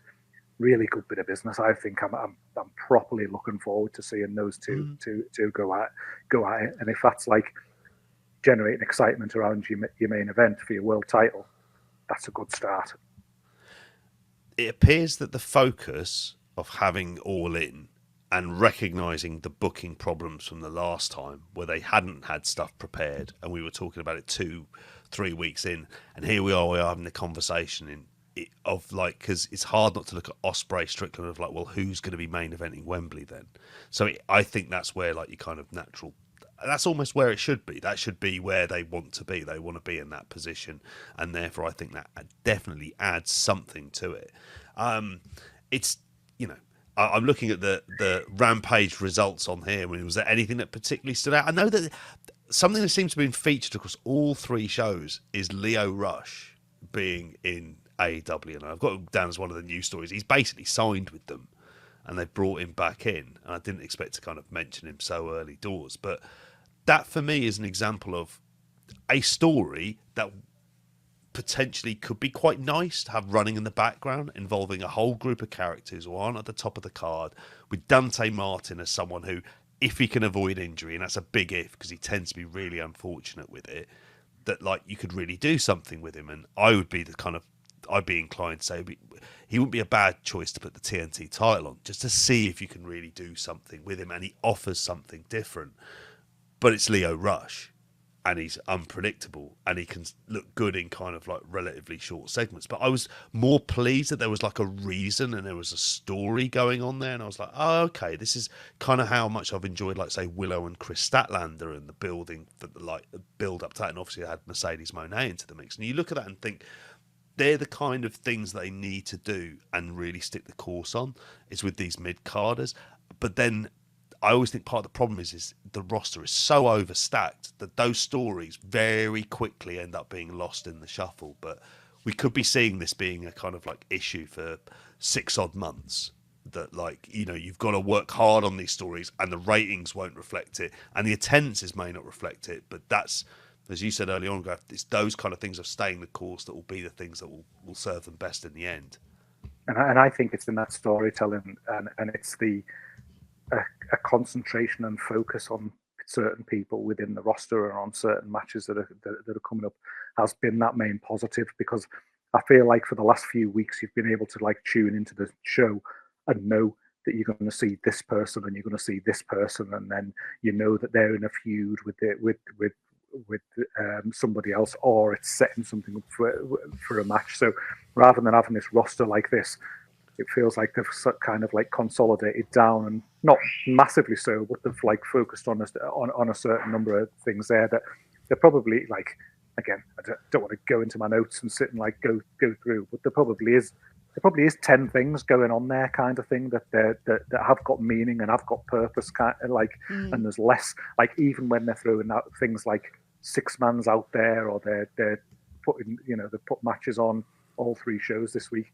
There's definitely been a reason and a purpose for it happening, and that's good. Like that's a good sign, and that was something that they were doing last year at points, but not necessarily having the right stories and characters to fit around that. Whereas I think they almost feel like they've got things clued up a bit more this time, that they're trying to do that, but they're being a bit more serious about the people that they're putting in place there. And I think one of the things that like you definitely like have to shout out really is a big part of it has just been the women's division, and then I think the stories that they've told there, and whether or not it's this Jennifer Pepperman who they brought in from WWE, who's looking after that side of things and put a bit more focus in there, because I think the way that they like bled that Julia Hart, Sky Blue angle into the Chris Statlander, Willow, and then with the Mercedes Moné on the side, that was something that they done like particularly well there. I think when you like look at other women's stuff, like I know you're not a fan, but I personally think the Toni Storm stuff has been delivered like really well. It's massively over with the crowd. Like when I hear her music hit at the start of the show these days, I'm like, I'm into it because it's something that's got meaning and purpose, kind of thing. Like the Mariah May stuff, the Mina Shirakawa stuff, that's all bleeding in together there collectively as well. And like even when they've done stuff with like Serena Deeb, warming her up to get that title shot kind of thing, she was never going to win it and things, but she went into that title match that at least put a bit of something behind her character, giving her wins and things like that. So it felt like there was purpose with her going through there to that level. So a lot of moving parts there from the women's division that they've like booked really well, kind of thing. And then I think they've made both titles mean more, and the people who are like competing for those titles mean more as well. And like, you know, say about highlights on Rampage, that Willow Nightingale Serena Deeb main event, like surprise, surprise, I love both of those two. Fucking great match, great little match. Like I'm not going to turn around and say it was like 4.5 stars or 4 stars or something like that, but just as them getting the opportunity to main event and go out and have 10 to 15 minutes and, you know, work like a good sort of 3.5, 3.75 match. Like brilliant. Like that's it's great to see. It looked like the clear sort of highlight from Rampage on there. I mean, was there anything on there? I mean, we won't go deep into it, but anything from Collision that took your fancy at all? Matty, did you watch Collision? I seen the Jeff Jarrett promo GP, the video. I watched the uncut one as well. Phenomenal. And I would recommend everyone watch the uncut video. But JP, like seriously, he can't lose in the first round. He's got to go well in this tournament. He can't, because that was so good that even if he won, which he's not going to, you'd all be in tears and you'd all be loving it because you're behind him. Like you want him to do well. Like, and incredible. It was an incredible video promo, that, honestly. The thing that it's a really small quibble. What I liked about the uncut video is there was no backing music. There wasn't things to try and sort of generate those emotions. What you saw someone there talk about a friend of his who died, raw, JP, and how much he meant to him, and it was raw. And it was kind of like, it was that side of Jeff that actually, when he does it and he delivers it, and sometimes he does it on his podcast, on his My World podcast as well. It's like you kind of, he's a really engaging figure at those points because, and I just loved it. I just, like you, just thought that was a cracking promo. I don't know, there's a part of me can see him losing in the first round because I think the wild card's going to end up being like an MJF or something along those lines. I think that's the route that they're going to end up possibly going down, and that would be like kind of like a waste, wouldn't it? I know, Gareth, you were a big fan of it, weren't you? Oh, I mean, I watched the uncut version before I saw the one on the shortened version on Collision, and I just implore anyone to just go on the AEW YouTube and just watch that full uncut Jeff Jarrett like promo, because it was just wrestling. That is what wrestling is all about. I came away from that like at the start. You've seen the tournament bracket, Jeff Jarrett's in it, and you're like, yeah, nice nods to Owen Hart kind of thing, but like, should he be in the tournament? You're questioning it, and you're like, well, he's obviously going to get beaten. Things. I came away at the end of that fucking promo. I'd have ran through a brick wall for Jeff Jarrett at the end of that fucking promo, like seriously, and I was just like, he's got to get to the final. Like in my mind, I was like, I want to see him like have that heroic run. Obviously, don't want to see him win it and main event like Wembley or something like that. But just in terms of a story where you can get behind and then have him heroically defeated by like a Danielson in the final. But endorse it, Gareth, as well. Pass the cup over. It makes sense if that was the final. It'd be a great moment as well. Be really good. Personally, I think you could even wrap it into a bigger story whereby at All In, it's his last match. It's Jeff, so you got to take it with a pinch of salt. But for him, you could do that where he's like his dream cruelly dashed by some heel, and you can have that kind of a match on the card, and it's his last match on there. A Jeff Jarrett retirement match, I'm fucking there. And if it's there happening in London like that, I'd be living for it like all weekend. He could do that. He could do that in the tournament final. He could win the first round, win the semi. He could have, and he could go to the final. If I don't win this, like I retire, just to show that kind of that he put across in the promo. This all or nothing, like he referenced, obviously that was it a Toby Keith song or something like that. I'm not as good as I once was, but you know, I've still got one in me, basically, kind of, you know that kind of line. It would add even more juice to it at that level. Like I say, it's just pro wrestling to me. That it's just a pure pro wrestling that angle, everything about it. Like if he just fucking jobs out now to some wild card in the first round, it's I bad. am going No, to it's real. JP really going to put me on a downer. Even if it was Superman, mate, he can't lose that first round. He can't. I don't like the idea of that. I just think that's what they might end up doing because they don't. But I always think, and it's going to sound really daft. It's such an obvious story you could do with so many people. And even I've spoken about this more when I spoke about G1s, and I've like that one last run. That's the great fucking story. You talk about the babyface chase, but that one last run of like the grizzled older wrestler who's been through loads.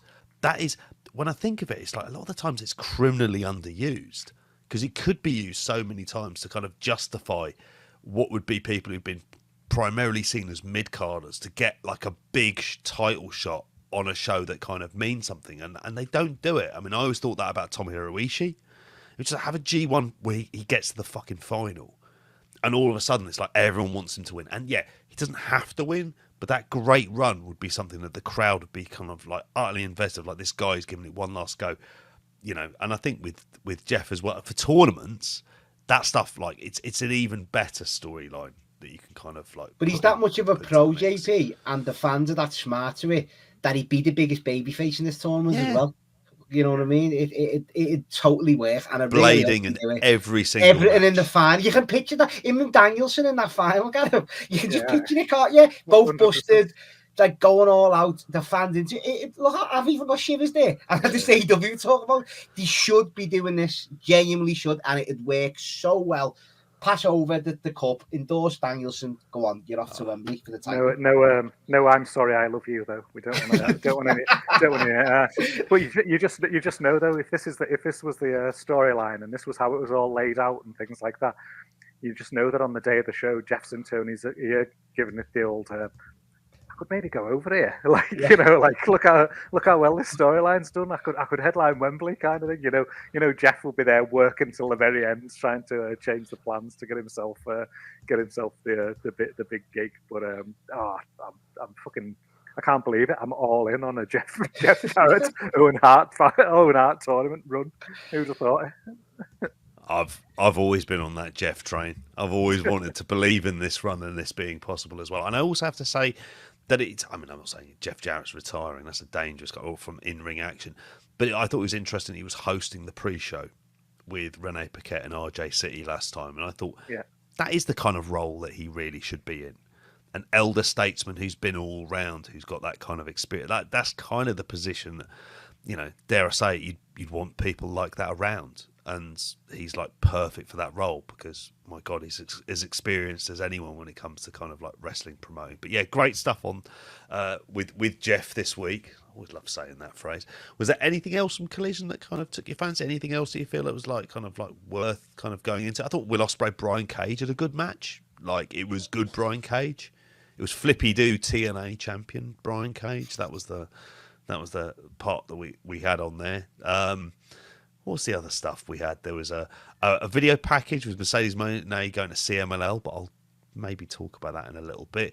We had more Learning Tree stuff as well, and them defeating Private Party in a match where I thought Private Party actually looked okay, dare I say it, but for a couple of lads who really don't necessarily mean too much.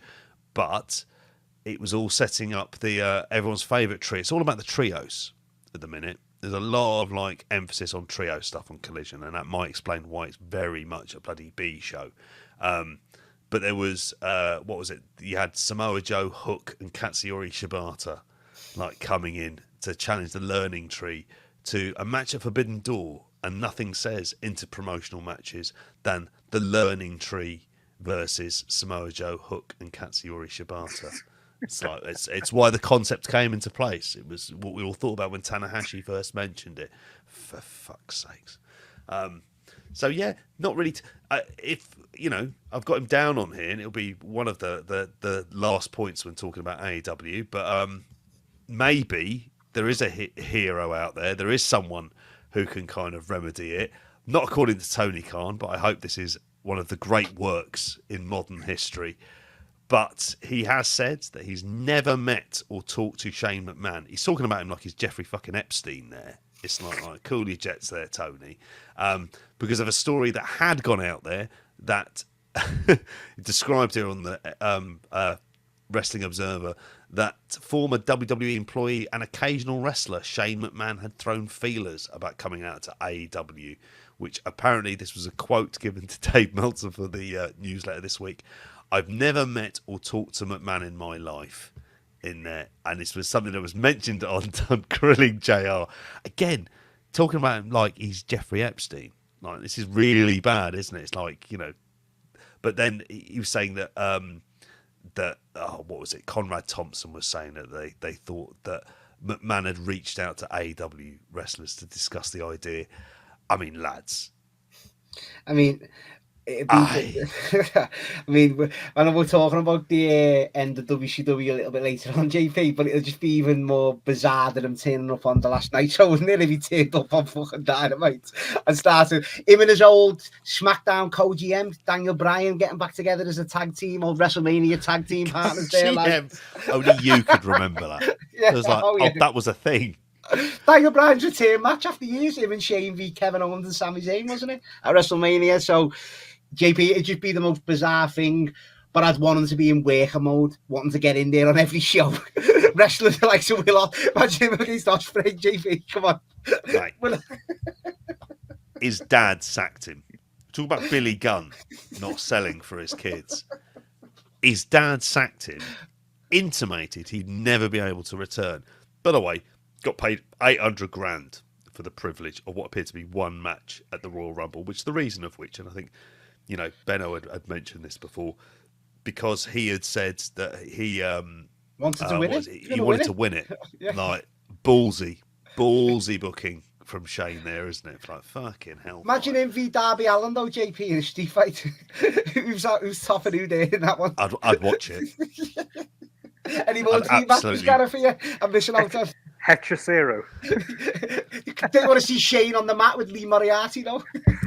On a Rampage. What if he was the wild card against Jeff Jarrett? Oh, mate. Imagine him taking the Meltzer driver off the books and stuff. It's just bizarre, isn't it? He'd be up for it. He would be. Him against Kenny Omega, genuinely, in like a stud match, I'll be all in on JP. I'd love to see it. Oh. If all those ex-WWE guys, just all of a sudden they start turning that into some sort of wacky invasion angle. I don't know how they would do it, but fuck me, would we laugh. So, yeah, that's... Gareth, any strong thoughts on it? Well, I mean, I don't believe it would ever happen, but how would it be? How brilliant would it be? Like, it would be like amazing. I talk about them like not hot shot and stuff, or just like stay in the course and things like that. But if you've got the chance to just like randomly put Shane McMahon on your TV, you've got to fucking do it, haven't you? Like 100%, it'd be fucking crazy, absolutely. Can you imagine the shoe promos? MJF would be firing at him. Fucking hell. Just to see it happen. There's no way though it could be booked well. There's no way as an outcome that's creatively fulfilling. It'd be with the books, wouldn't it? It would be with the books, like definitely. Yeah, purely though. Yeah. It'd be part of that. He's the guy they bring in to challenge Tony. Oh my god! They do like a greater power thing. They take the piss, and he'd be the guy that they're all like, yeah, and he'd be, as you say, to take on Tony Khan, money wise, whatever. JP, right itself. They'd definitely be doing the name on the contract says McMahon. Like, yeah. They'd definitely be doing that line. The books wouldn't be able to help themselves not to do that. Like, we can dream. Yeah, have him as a higher power. Yeah, like that's what I've got in my head there as well. Well. That's the last story from AEW before we get into documentary corner on it is by all accounts there, and this is I love a business story. What can I say? But the AEW exclusive negotiation window with Warner Brothers Discovery. Just a thing to note, it's ending in a few weeks. So obviously they've had a 5-year rights deal with them since 2019. It is running out very soon. There has been, it's been suggested that they want to put the pay-per-views onto Max as well at the same point. There was reports that there was a lowball kind of like dollar figure offered as well. I mean, it's been bandied around. There's 110 million a year in order to make them profitable. They'd be hoping to kind of go above and beyond that as well. But that's more of a story to kind of like, again, with this, it's always the one to keep an eye on. That I think it's going to reach the resolution, because there'll come a point where it's like, look, we can't allow this to drag on so much. That they'll find a resolution. I don't think Tony Khan wants to go, and I don't think Warner Brothers Discovery want to lose him. But either of you guys have any strong thoughts or opinions on that? Not Matty. He looks like he just wants to walk off now at this stage as well. And who can blame him? And instead, lads, let's take a trip back into down memory lane. Gareth, go. You take away my thoughts there. What was that? No, well, all I was going to say is I think it's worth them testing the water, kind of thing. With the ratings have declined and things like that, but I think it's worth it. You know, and I know there's exclusivity periods and things like that, but I think it's worth testing the water and just seeing what's out there. Because where, yes, you know, we're like, you know, I'll, you know, laugh and say, okay, it's down this many viewers, but it's still, you know, number one on cable on the night and things like that on some instances and stuff. So there still is TV value in it. So then potentially being able to like look at options that maybe give it the opportunity to be more accessible to people and things like that, maybe in more homes.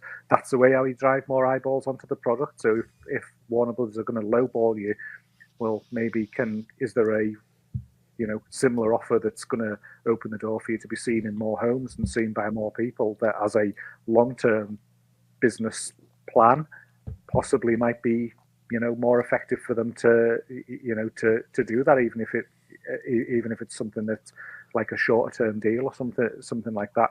I think it's worth testing and seeing what value's out there. But at the end of the day, they're going to get what somebody's prepared to pay for it, kind of thing. And, you know, and they're definitely going to have their eyes on these hemorrhaging like for likes and things like that. But I'm pretty certain they'll walk away with a TV deal that's, you know, satisfactory for both parties and going to leave AEW profitable. They are worth enough, aren't they? With the demo, with the pay-per-view business in particular. If you're a streaming service, you could see the interest because of the pay-per-views and thinking, actually, that can end up being a big revenue driver as well. What that streaming service is, like, if you want it to be substantial, you'd probably want it to go one of the ones that doesn't feel like it's going to disappear into the ether. So you'd really be looking at Amazon Prime. Like, that feels to me like, if of any of those streaming services, you wanted to see if you could kind of branch out there, because I think I'd be staying away from that. If WWE's going on Netflix, I'd be wanting to be on. I'd want to stay on telly for a bit, kind of thing. If they're moving to that platform and they're moving away from TV, I'd want a TV presence personally. But right or wrong, that could be short-sighted, like on my part. But I'd be wanting to try and create that differentiation and be seen as something different, kind of thing, and give an opportunity to get eyes on the product via a different channel altogether. Because I think it could become lost on something like Amazon Prime, just totally lost in the shuffle. You should just go whatever Big Bang Theory's on, whatever streaming service that's on, and they'll be all right. People can watch it before it then and set it up. Wow. Speaking of wrestling TV that was kind of like a bit all over the place, it was the third episode of Who Killed WCW. And this week's person to blame very much for this. We had the Eric Bischoff episodes before this. Matty, this week, it was the bro himself, Vinny Russo, New York Vincent.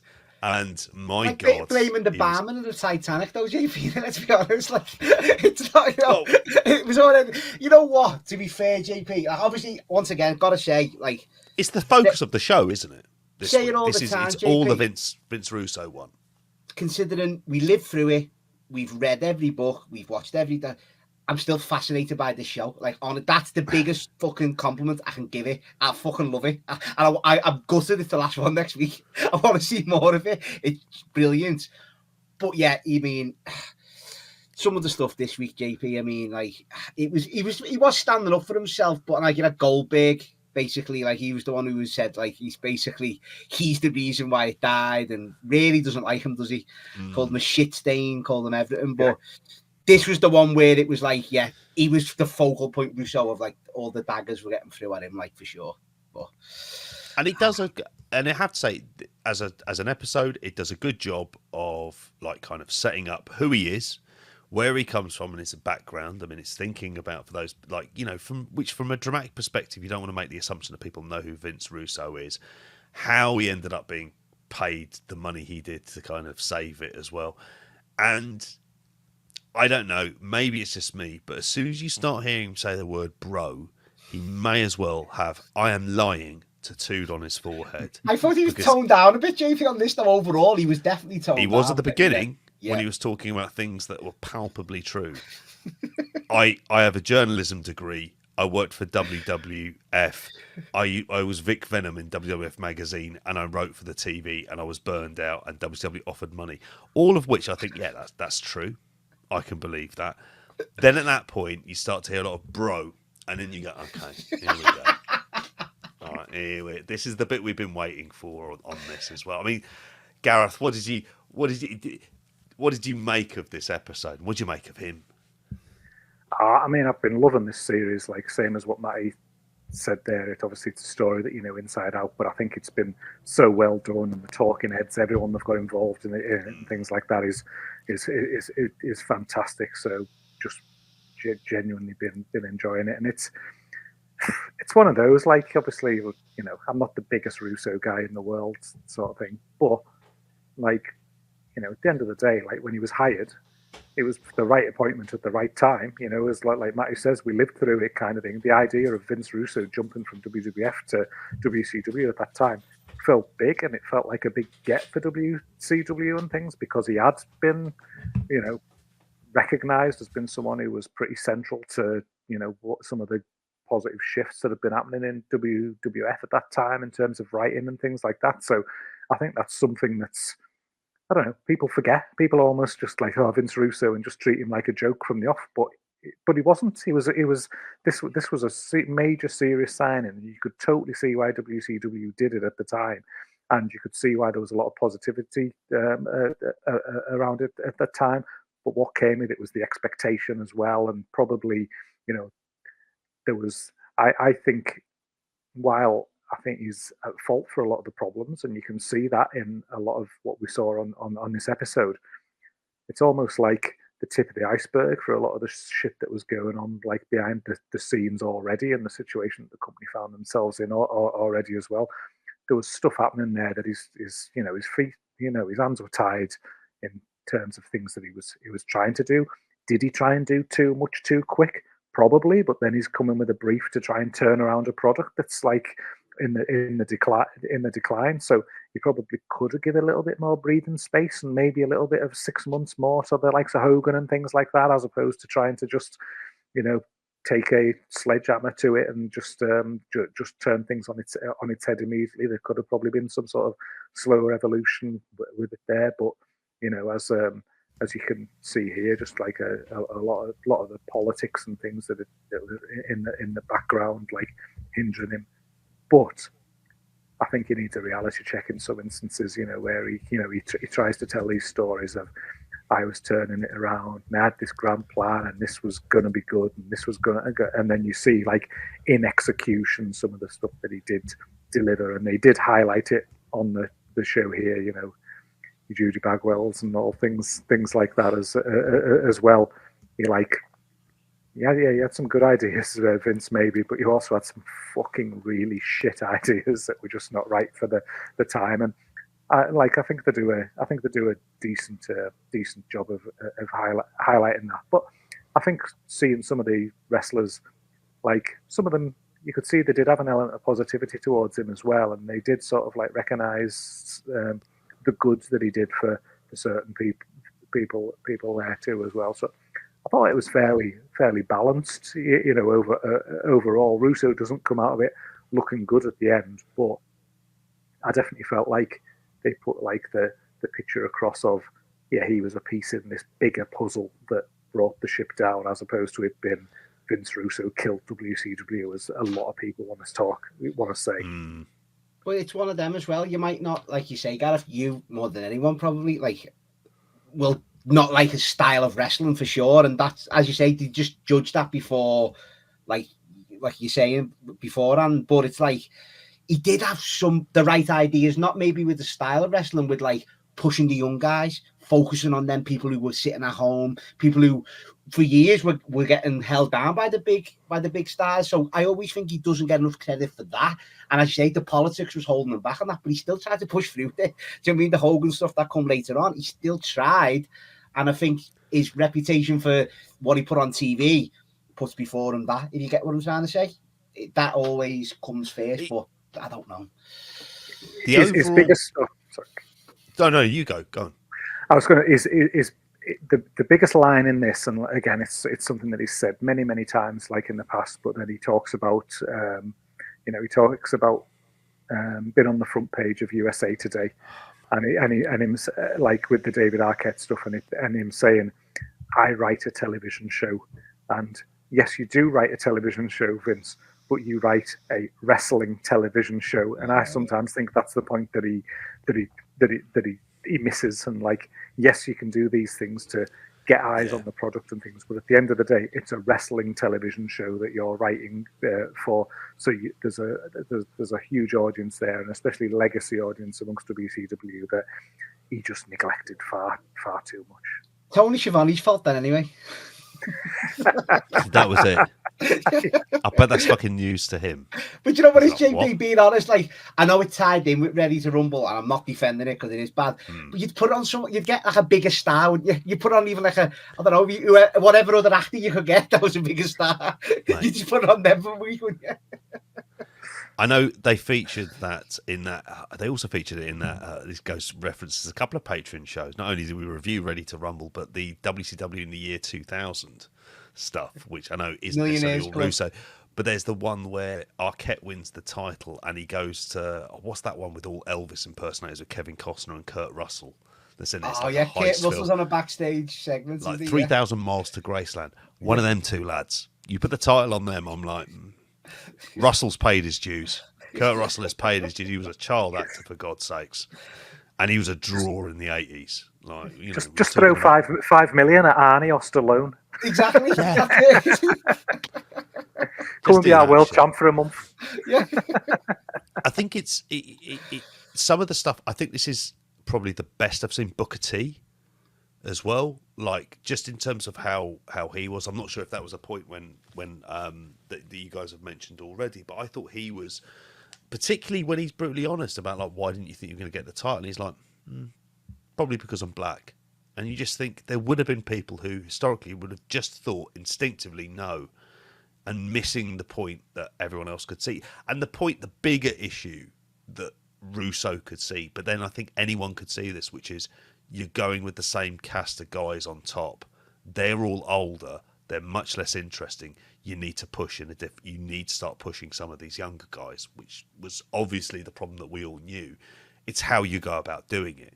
And he thought it was by them doing skits a lot of the time and that kind of shite and everything else. But it's good for the level of detail that it goes into. Yeah. And again, like the talking is, I think Conan has been like kind of like as you would expect him to be. I think he's been low key, kind of great. He's been the constant for me. He's been every episode. He's been the fucking constant glue like that you go to, and like talking sense. JP, as you say, he was fucking probably had everyone's ear, didn't he? Conan as well, but in the locker room, like. And we saw Nash not doing himself any favors again on this one as well. I don't think Nash has come out good on this series, given how much I generally like him. He's trying to play on the cool character too much in the laid back, and it's not working on this. There's a couple of things. It reminds me of, we're going for a general election in a minute. It reminds me of the Conservative Party, where there's zero acceptance of any culpability for bad shit that has happened, and then wondering why it all goes wrong. Because if we want the answer for who killed WCW, we're kind of getting to the point where it's everyone. It's kind of a combination of all of these people making a series of disastrous decisions that alienated the audience. And Russo, yes, is definitely part of that, but he is by no way just the only person. And I think Benno had said, like, a great reason for the biggest success, but also part of the biggest fails, does end up coming back to Bischoff. It does end up coming back to like kind of like a Hogan as well. And I think that's that is the thing with this, is that it does feel. I hope we get those kind of reflections at the end, and I think in going into next week, we saw some semblance of it, but some of the archive footage from that last Nitro, and how that's going to look, and that's the thing I think is going to be like the kind of the big hook for it. And while the series hasn't done the greatest in terms of ratings, I'm more than looking like that final episode next week. This would be great. And for those of you who haven't seen it and you want to watch it as an overall block, it's definitely it's interesting. It is well. We've all said, JP, like you said, it might put people off because it's been discussed so many times before, but it's well worth a watch. I don't know if my tolerance is it for anything else like this afterwards, but then if they did it for, say, like, I mean, I don't know if they did it for an ECW, it'd probably be just to mention very quickly. I mean, I try to watch the ECW biography. It's like, how do you sum up that company in 41 minutes? Obviously, an hour minus ads. I.e., you don't. You gloss over everything. So it's like, well, why bother? Then I can sum it up in 2 minutes. With this. 2 seconds, JP. Paul Heyman, good booker, bad businessman. The end. Yeah. There you go. Yeah, that's it. They should do the next one of why did WWE hemorrhage 6 million viewers for Raw in 10 years or something. That'd be a good one. Who killed Raw? Who killed Raw's audience? Well, we'll never be getting that, sadly. We are now very much into the closing home stretch. It's whether or not we're going to do this whole next bit, the bit with the actual wrestling. They're going to be doing that in about 5 minutes from here, unless there's anything else you guys would want to add about the Who Killed WCW. I mean, just to mention as well, this is obviously a story that came out, I want to say was it yesterday, late last night, but Jamie Kellner, who has passed away, who was the head of Turner. Obviously, he was 77 in there as well, and it's kind of he's the one who made the decision to cancel the TV contracts of WCW.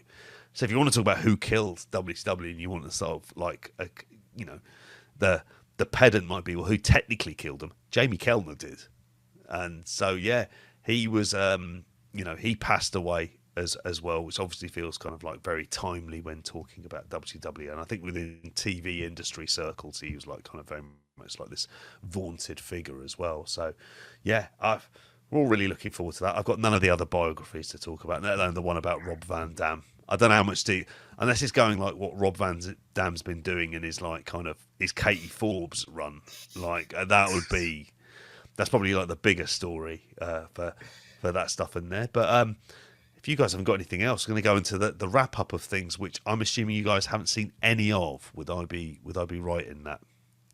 I saw about a second of Bloodsport Bushido on Twitter, and that's it. I'll talk about it for literally a minute. Don't bother. I've written literally on the run sheet here. Don't fucking bother. Usual shite, like fake MMA. Poor crowd.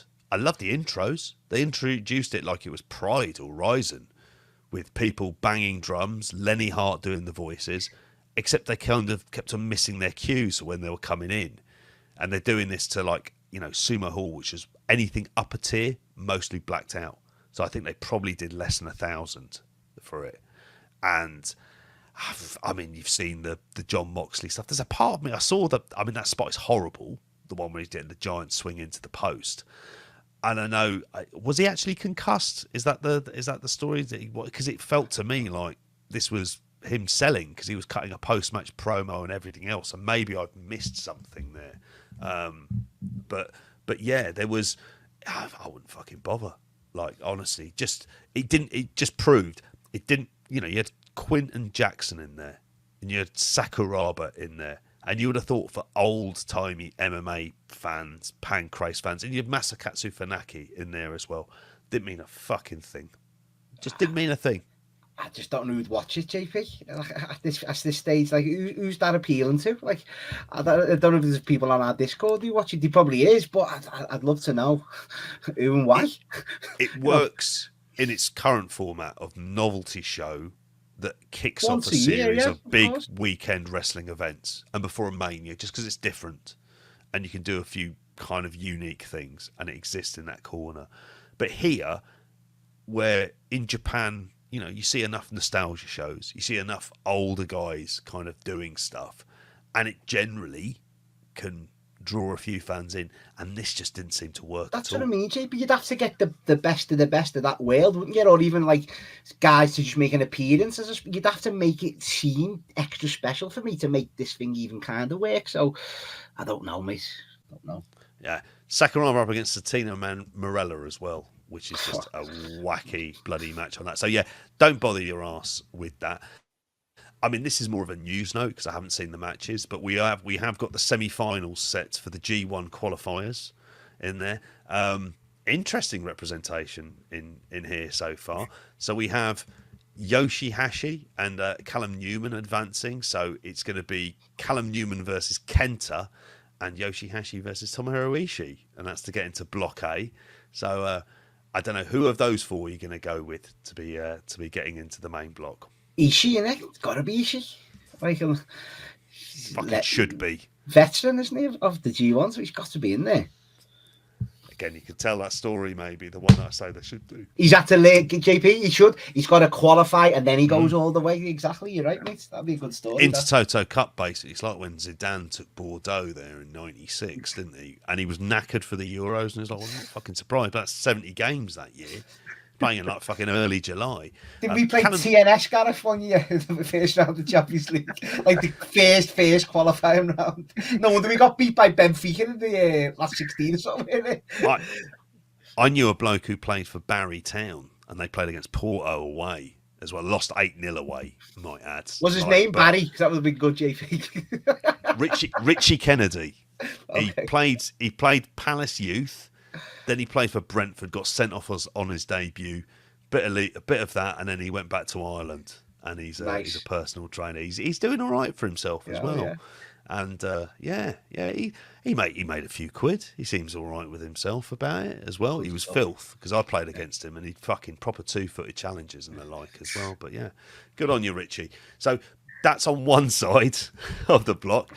On the other side, we've got Oleg Boltin, the big Russian unit. He is set up to be up against Hiroshi Tanahashi, and I think he'll beat him. I don't think we're getting Tanahashi in the draw at all. And TJP versus Taichi.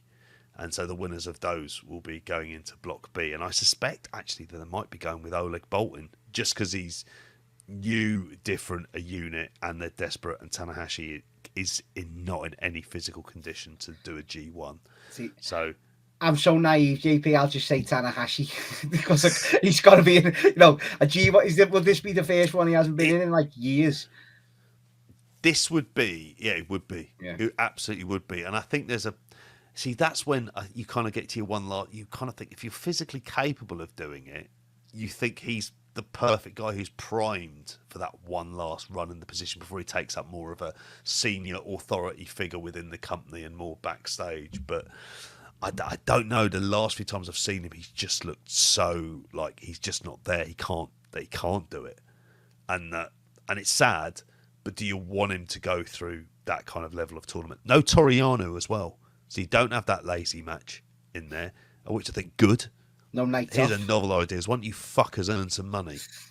Like just, looking at you, Evil. Like that's your DOS match for the night to put up with his shite. So that's New Japan at the moment. The other couple of things I want to go to. Can I just say how terrible it is? But I literally don't give a shit. It's awful that it's like the G1 and you're talking. That is sad, though. That is sad. And it's just washing over me, and I'm just like, God. When I think of the days of getting up and watching it all like every day, kind of thing, and now I don't even give. You're saying there, like, is it going to be him or is it going to be him? And I'm just thinking, I don't give a shit if it's either of them. Like, kind of thing. It just doesn't matter. It just feels inconsequential now. I'm like, it's sad. Chris has said here, this will probably be how my experience of the G1 will be. It'll be on, but whether I'll be actually watching it, I don't know. It'll just be wrestling white noise that I'm duty bound to put my eyes in front of. But how much of it goes in, fuck knows. So I'm hardly enthused about that. Something I did see, and it was mentioned ever so briefly earlier on in terms of the Mercedes Moné versus Stephanie Vaquer, the promo they had that she cut in Arena Mexico. I watched a bit of that Arena Mexico show.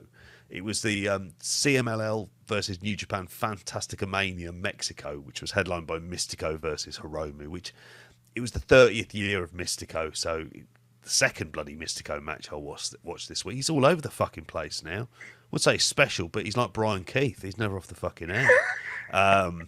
Here, but at least he's got so it's his 20th anniversary there as well. And they had a whole big presentation. But I would just say to you lads, like, there's just something about the way CMLL present, even when you're watching the beginning, it is so far superior to AAA, which just regurgitates the same stuff.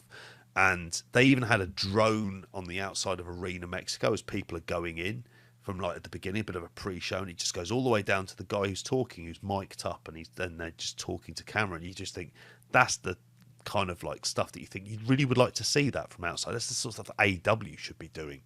And Arena Mexico just looks a spectacle anyway. But the main reason I watched it was because Zack Sabre Jr. and Michael Oku were teaming up on the card. And he was there with Amira Blair, and they're up against Volador Jr. and Averno. And it was like it was 2 out of 3 falls. I thought Michael Oku looked really good. I like the way, the way they've got the dancing girls on the stage. Him and Amira Blair just start dancing with them, and it's just good. It's the kind of stuff, and he looks the part, and he looks like he fits into it with his moveset and his work and what they expect as well.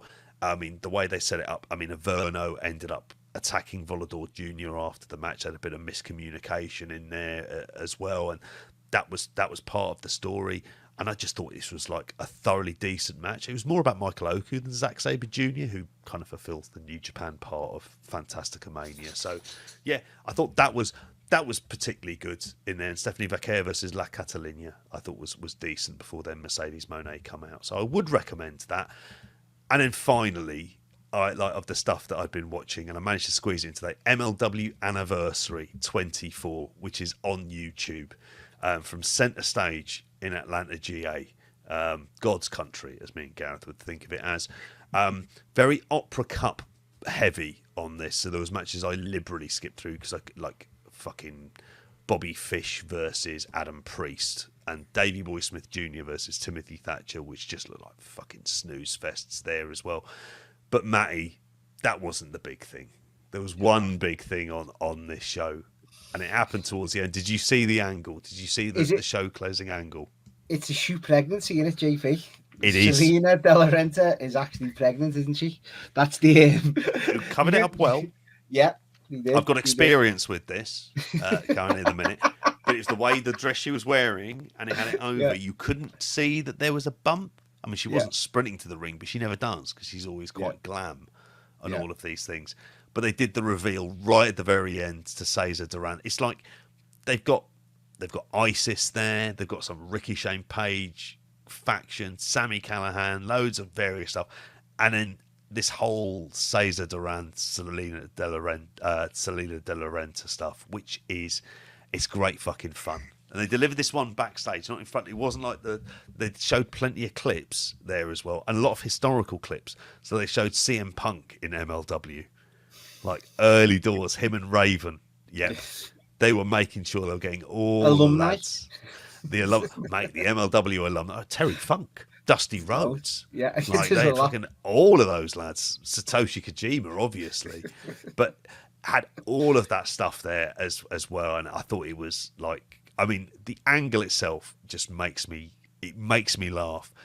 They're going very, very ballsy, MLW, with this. Obviously, they've moved to their YouTube subscription model for their kind of like their big shows, but you don't watch it for the matches. You don't listen to the Monkees for the music. You listen for the, the kind of comedy experience, to quote Marge Simpson's therapist. And that's what you get with MLW, mate. It's wacky as fuck. You had Mads Kruger. You had all the ISIS lads attacking One Call Manders in there as well. In a what was it, like not a dog collar match, something like a bull rope match that they had between them as well, which was the usual old MLW shite. But yeah, that's MLW, lads. All of that. And JP, dare I say, is that a spotlight concluded without our fearless leader Benno at the helm? You've done a cracking. Thank you, mate. Steered the ship, JP. Gareth, you've been a cracker as well as always, mate. Steady hand on the wheel there, JP. Well done. Was it? I'm terrified. I'll obviously balls this up. I've got the uploading of this to go. Yeah, that's where it'll all go to shits. So, but yeah, I think that's pretty much it. Unless the fact old Charlie Skaggs is stabbing people while working at a gas station, which I've written down just the headline there, 2 stab Scorpio. Which it would be a very different music video of him in WCW if he turned up with a fucking knife on that playground, wouldn't it? That'd have been a much darker affair. But yeah, we all make mistakes. No one's perfect. I hope that's his defence in court as well. Either that or his massive dick, one of the two. So sorry, bringing it completely downhill. Shall we wrap it up at that point, lads? Is that the place to end it? It seems like it.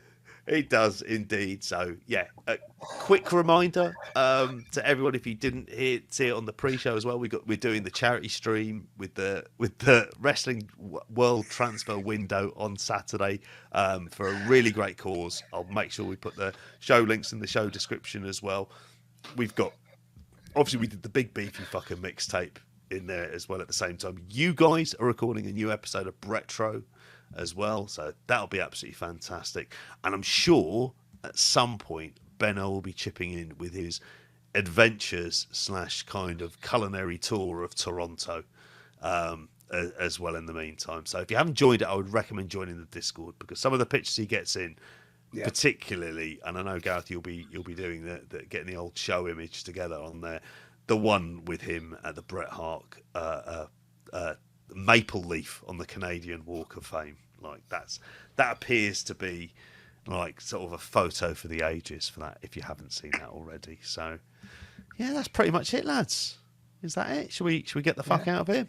Only a little bit later than what we said originally. It's all good, JP. It's all good, my friend. Not too bad. Right. On that note, all I've got to say is bye. See ya. Ta-da.